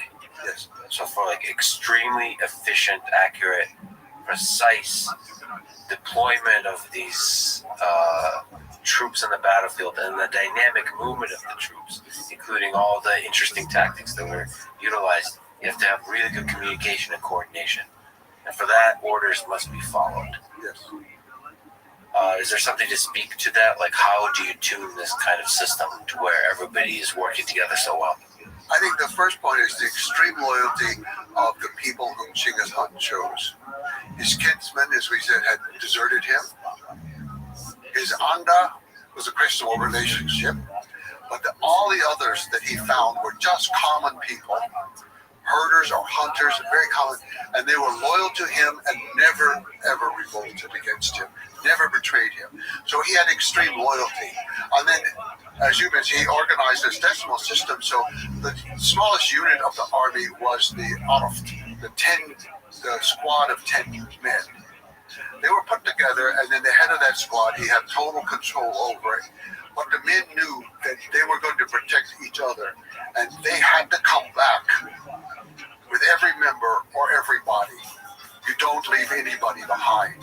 So this was extremely important. So if you submit to the orders of the man in charge, you know that he's risking his own life for you also. And you know that your brother on the left and on the right is risking his life for you. The army was organized with 5 horses, each man.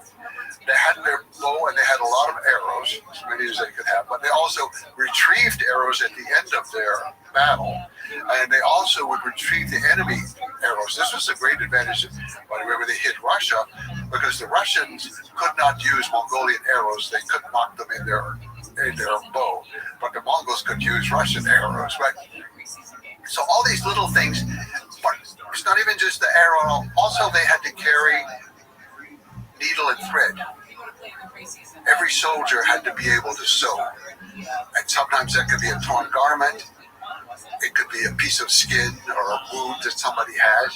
It was a very odd thing when you think of the army of Genghis Khan, and they're carrying everything themselves. They don't have any pack train behind them. And then one of the things they have to carry is needle and thread in order to sew up things. So complete self-reliance in that regard. Yes. They also carried dry dairy products. Auto, it's called, where they dry curd, and they can keep it for a couple of years even. But You dry it, and then when you need it, you can put it in a flask of water. You ride all day, it joggles up and down, boom, boom, boom. It turns into kind of thick protein. It said that the Mongols could easily go 3 to 5 days without ever building a fire. They had enough food there. So all these little things at the lowest level were important, as well as the highest level of his loyalty, of his men to him. And it went all the way down. Loyalty was extremely important. And he organized the army into left wing, right wing, or east and west. Mongols, the word for left is east, the word for right is west. So those two wings, and then in the middle was the pole, the center, this moving center that was his bodyguard and his unit in the middle. Then usually they'd have a vanguard and a rear guard. Or sometimes the vanguard would go out as much as 2 years in advance to clear the land, run the people away, scare them, make them go away, so that the grass is left there for the army when it moves through. And they never marched the way other armies do in a line of one following the other. They would always go in long lines spread out in wings, so that each horse is on its own path, you could say, but all parallel together. So they had very precise ways of doing things. And this, I think, was the secret with him. And he used the best people, but he was willing to train them as much as possible. He never punished them for what happened. So Shikihuto, for example, the supreme judge, he was command one time of a group in the battle in Afghanistan, and he lost the battle. This is very, very unusual for Mongols. So Genghis Khan went out with him, said, okay, let's go to the battlefield together and look it over. And you explain to me what you did, and then we will talk about it. So he was very thoughtful in the way that he was training the people around him. And they knew they weren't going to be punished. It's not like these countries where the general comes back and gets executed because he lost. No, Genghis Khan knows every general is going to try 100%. And if they retreat, fine. They're saving Mongol lives. They know what to do. He respects that. So all these things like that fit together. But I think a part of it that was important for him, so he had this base from steppe warfare already. The horse, the archery, and how that all fit together. But he was very quick to embrace any kind of other technology that he saw. I think that sedentary armies, like sedentary civilizations, they get stuck in their ways. This is how we do it. And we're going to make it a little faster, we're going to make it a little bigger, a little stronger, but this is how we think. Genghis Khan had no set way to think. And when he encountered the first walled cities around 1209, after founding his nation in 1206, he went out on these raids. And I really think they were raids, not wars at first. So he went into Tanga territory of what's now northwestern China in the upper reaches of the Yellow River. So he went there, and of course the cities have walls around them. This is a man who's never encountered a wall in his life. Well, he did, but they were made out of felt. The walls around his tent are, felt walls. Yeah, just imagine what it's like for the first time in your life seeing a wall. Yeah. When you come from the Mongolian steppe, where there's very few even natural wall-like things. Well, they have like the wall cliffs in some places. They're familiar with that. They can climb them, but they don't have people at the top shooting down the mountain. So he looked at everything around him, and he saw, okay, they have this river, and they have all these channels, and they're always moving water around. And like you said, for a Mongol, anything that moves is a potential weapon. Anything that doesn't move is a target. You've got moving water, you've got a standing, non-moving wall. So he said, okay, the men are going to dig channels, and they're going to bring down the wall of the Tangut city. Well, they did it, and they didn't know exactly what they were doing, and the embankments weren't high enough, and too much water came in from the Yellow River and actually flooded out the Mongol camp. But, okay, it happened. We learned that lesson, so we're going to improve it. And that became a strategy that actually worked for the Mongols for the next 50 years, all the way to Baghdad. They were able to use it when they conquered Baghdad in 1258. So this ability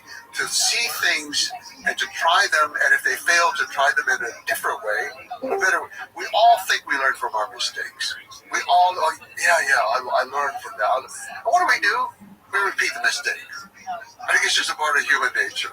Well, it didn't work the first 8 times, but I'm going to do it one more time. I think it's going to work. I know I'm going to win the lottery this time because I got the right number. That's how we think. But he had that real ability to, first of all, to be humble before these other things he didn't know about, technology, and to understand that he didn't understand, but he could understand it in his own way. And he did. Over and over, the Mongols were excellent at putting together new things in new ways and using them against their enemies. So, rapid, extreme, continued innovation. So you couple that with you have to say, a revolutionary idea that promotion should be based on merit.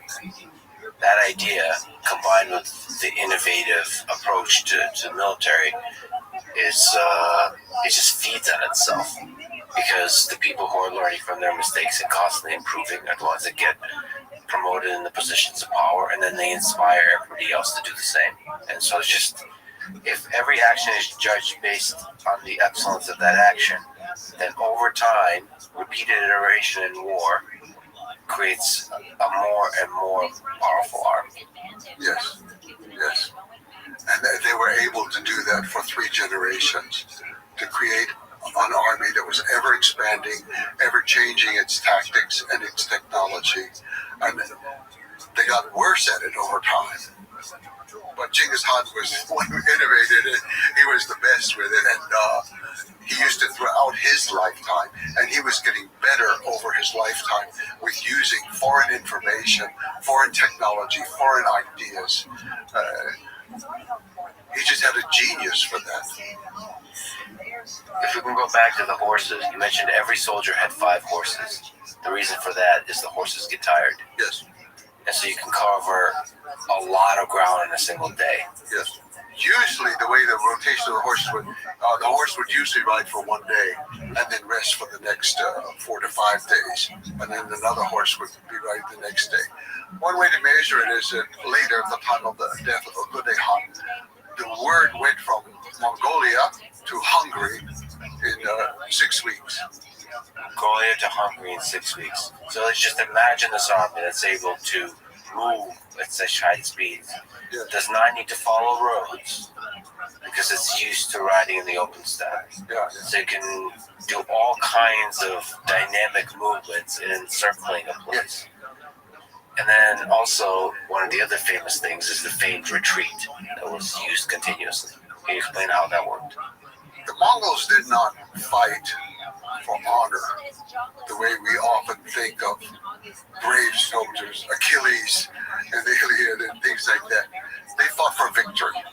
That was the one thing. So to retreat, to save lives, there's no shame in that.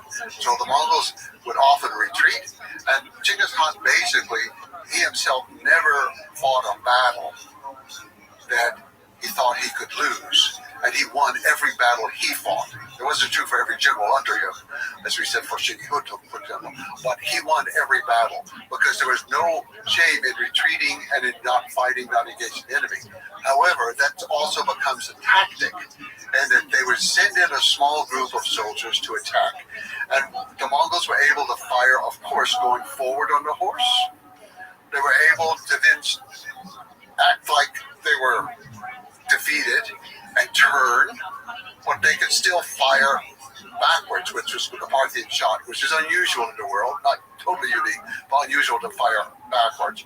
But the Mongols also could lean down and fire under the neck of the horse, so they're protected. They had many different ways. So they're firing coming, they're firing going, but usually the soldiers who were against them would break ranks to chase them.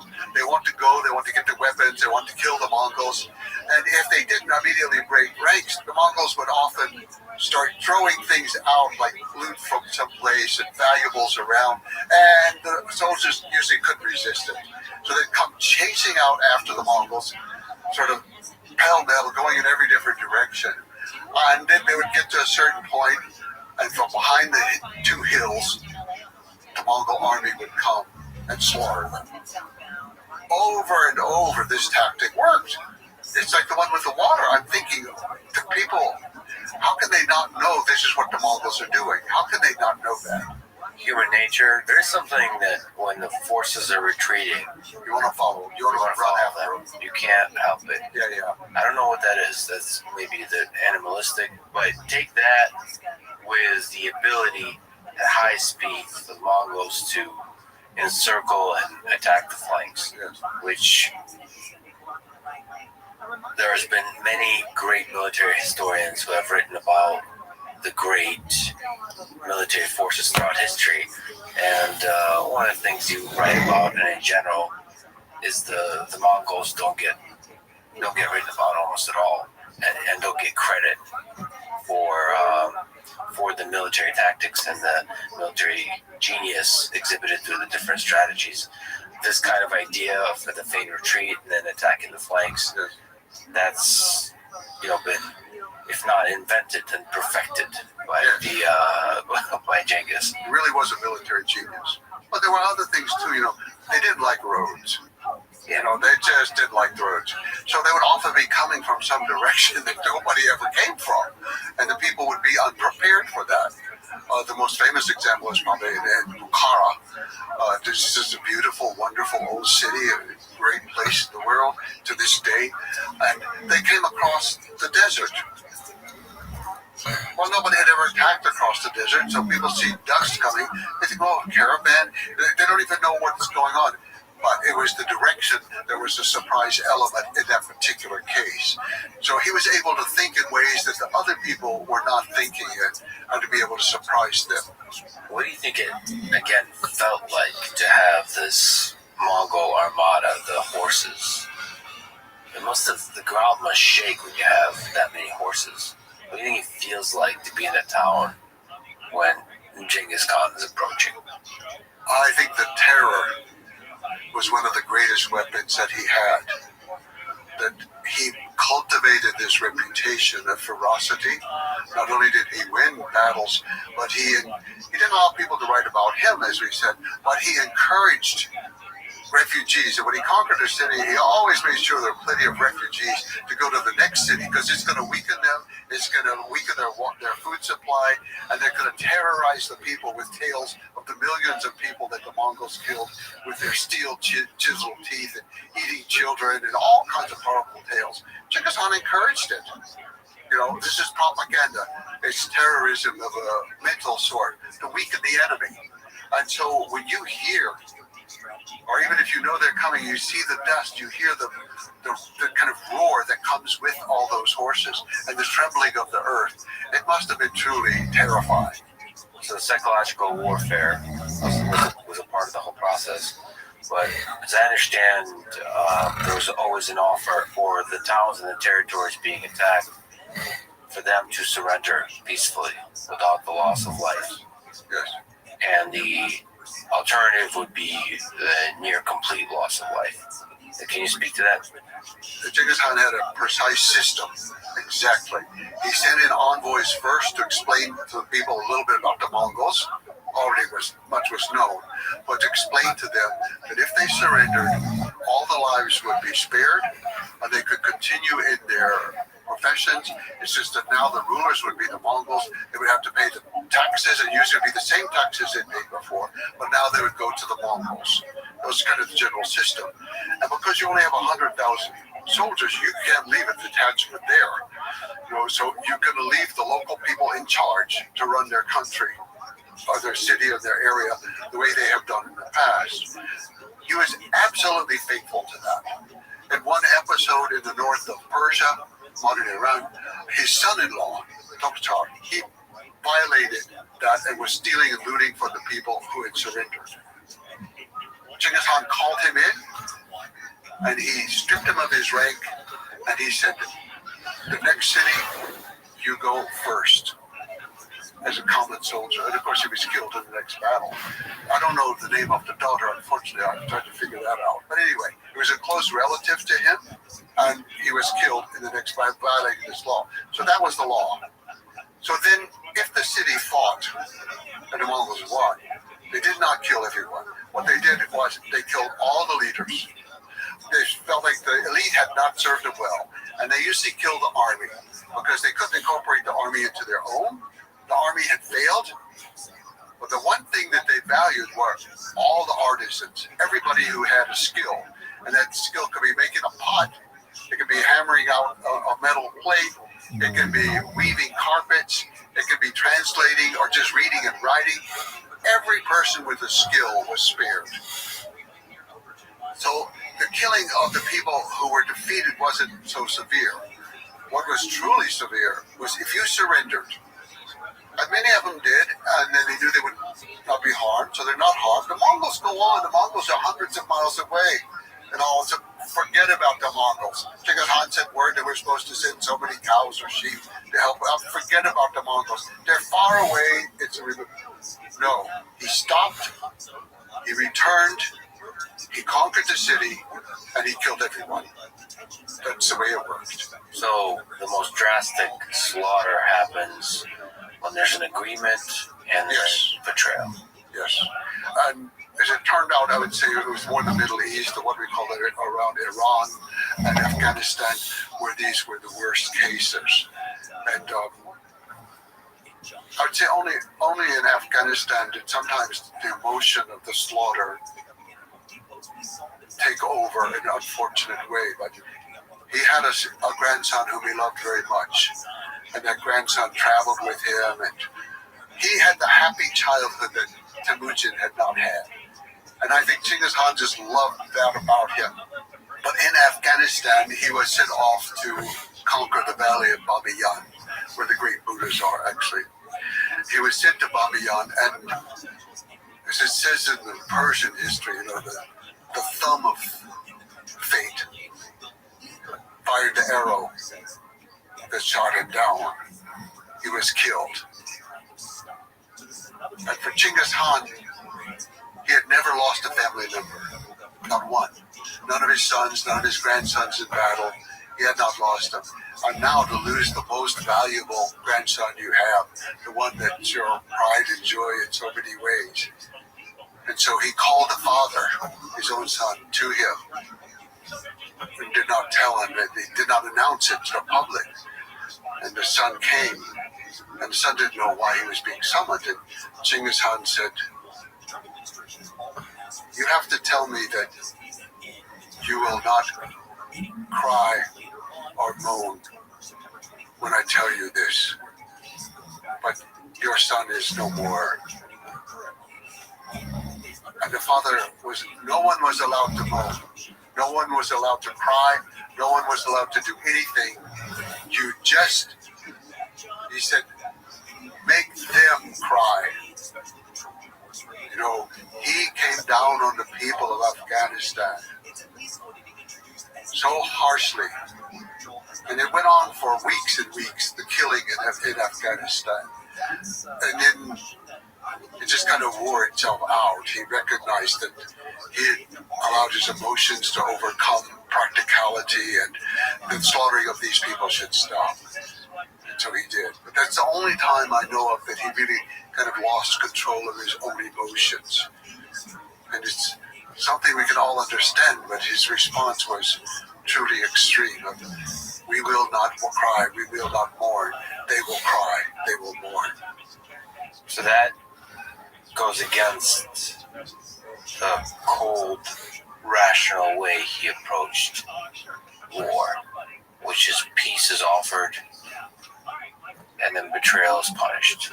I should add, he did not slaughter the people in the peaceful towns. What happened was the killing of what people thought was the heir, and he well may have been, of Genghis Khan. The killing of him revitalized a lot of people's hopes, and a lot of cities revolted.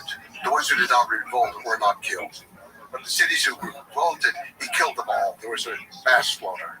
There are estimates that Genghis Khan and his Mongol Empire were responsible for an estimated 40 million deaths, approximately 10% of the world's population. So to put this number in the perspective of the modern day, that would be equivalent to killing about 800 million people in today's population. So how should we think about the brutality of numbers like these? The number itself is difficult to deal with. Millions of people were killed. For every family that lost someone, it's a total loss. It doesn't matter what the number is, it's a tremendous loss. And there was tremendous loss of life, as in every war. I don't think we should judge him any differently than other conquerors in history and other countries today that fight wars, including our own country. Whatever we are willing to permit our country to do, we should be able to understand why Genghis Khan or the Mongols did it. You look today in the world, people are killing children, women, civilians, every day. And it's always in the name of something, in the name of peace or in the name of God or in the name of our nation. There are always reasons for the killing. And the United States has certainly involved with that, supplying the weapons for bombing people, invading Afghanistan, fighting in Iraq, fighting in Syria. The United States is very involved in that. It's always, but we're defending democracy. And yeah, we brought a hell of a lot of democracy to Afghanistan. We killed a lot of people. You can even look back to World War II, our great moment of democracy and bringing freedom and democracy to Germany. We dropped atomic bombs on Hiroshima and Nagasaki. Those were not military targets. We were not doing anything strategic against the country other than terrorizing the country by killing women and children. That's America. That's us. My father fought in that war. In fact, he fought in all. He fought in Vietnam, he fought in that war, and he fought in Korea. And he was a good American. I mean, there was nothing wrong with it. And I don't even condemn America, but I'm saying, how can we condemn one set of people for doing it and then excuse it in ourselves? But we tend to do that. Especially barbarian people from steppe, for example, we tend to demonize them. Or any enemy we have, we tend to demonize them. You said a lot of interesting things there. So one is just the very nature of war. That war is hell. That sometimes things like dropping the atomic bomb, which is an act of essentially terror, in the same style as Genghis Khan, in an attempt to prevent further war. It's a justification. People are always fighting for peace. Always fighting for peace. World War I was to make the world safe for democracy and peace. And then World War II, well, what happened? We went to war in Korea. We went to war in Vietnam. We bombed Cambodia. We bombed Laos. We bombed Afghanistan. We bombed Syria. We bombed Iraq. We're always fighting for, I'm not a pacifist. I am not. I grew up surrounded with soldiers, and I'm not a pacifist. But I try to be a realist, that all nations kill. It happens everywhere. So can we universally also then, in the way you're passionately criticizing wars of the 20th century, can we also criticize Genghis Khan and Alexander the Great and in the Roman Empire, that they're essentially wars of conquest? Yes. And in some human way were not necessary or were not defensive. They're just part of this human drive to expand, to explore, and to accumulate power. Maybe this is a good place to also talk about somebody I respect a lot, Dan Carlin of Hardcore History Podcast. He did an amazing series on Genghis Khan and the Mongols called Wrath of the Khans. I recommend people go listen to it. So he had a lot of interesting ideas there. One of them, he presented the idea of historical arsonists. So referring to figures who cause immense destruction, but also pave the way for new developments and progress.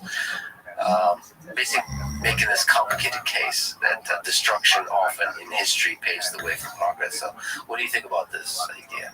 Creative destruction, it certainly works in some aspects of life, even with ourselves. For example, if we can creatively destroy some of our habits and build new ones, it sometimes works. Or we can destroy relationships that we're in order to create new ones, it can work. When you start applying it to world history, it does become a little bit more difficult. I certainly think that these episodes create great changes. You can see great changes that happen because of the Mongol Empire. Now, whether or not that's a good reason for the Mongol Empire having happened, it seems like a bit of a stretch for me. You know, the Mongols helped to unify many countries. You can think Korea had been 3, basically, kingdoms, pushed them together. Everything that you see in China today was a part of the Mongol Empire. They put together North China, South China, Tibet, Manchuria, and it was a little bit larger under the Mongols. Even Russia, with so many little kingdoms and duchies and dukedoms, and the center had been in the Ukraine and Yin, and they shifted the focus out of Ukraine and more towards into what we call Russia now, and they began the process of the unification that had a great impact on the country. So, in a way, it's a new creation. Yes, it does arrive out of the destruction. But also, I think we need to look, where does the destruction come from? And it often comes because the powers around them have been so debilitated and so corrupted and so decayed of their own lack of moral fiber that it was easy to conquer them. Okay, so Kublai Khan finally conquered all of China. He was conquering a decayed dynasty. When the Mongols conquered Baghdad and overthrew the Caliph, they were conquering a very decayed institution. No one likes war, and I certainly don't like war, but I'm not 100% against it. I think that there are times that people are going to do it for their own protection, if nothing else, or their family, and it's justified in that sense to themselves. It may not be justified in a world sense, but I just make the case for being tolerant of what the Mongols did if we could tolerate what the Americans did. And I am American, true and true. There's no question about that. But we overlook all of our things that we did. That's interesting. For example, in Afghanistan, we were there for 20 years. We had made the Taliban stronger before when they were fighting against the Russians. And then we kicked them out, and then they kicked us out. But some of the Taliban leaders are from the Jadran clan, who's descended from Jamuk family, from his clan. This is what I mean when I say that the ramifications from that time are still with us. We don't even see it. When Saddam Hussein went on television for the last time in Iraq to plead with his people, he said the Mongols, we the Americans, the Mongols have returned. The Mongols have returned. And he said the Americans are just the new Mongols. I can see it. I don't accept that. But I can see how people think. If we can be honest with ourselves and strip away our own lies about ourselves, then perhaps we will be more ethical in our dealings with other people. And there's effects that you can talk about. I mean, the unification of China, Mongols or otherwise, is a very important step in the history of China that permeates to today. And then there's a lot of stuff that we'll talk about. The ideas of religious freedom, the postal network, the trade routes, all of this. There's a lot of progressive consequences of the Mongol conquest in the Mongol Empire. We'll talk about that, but let's linger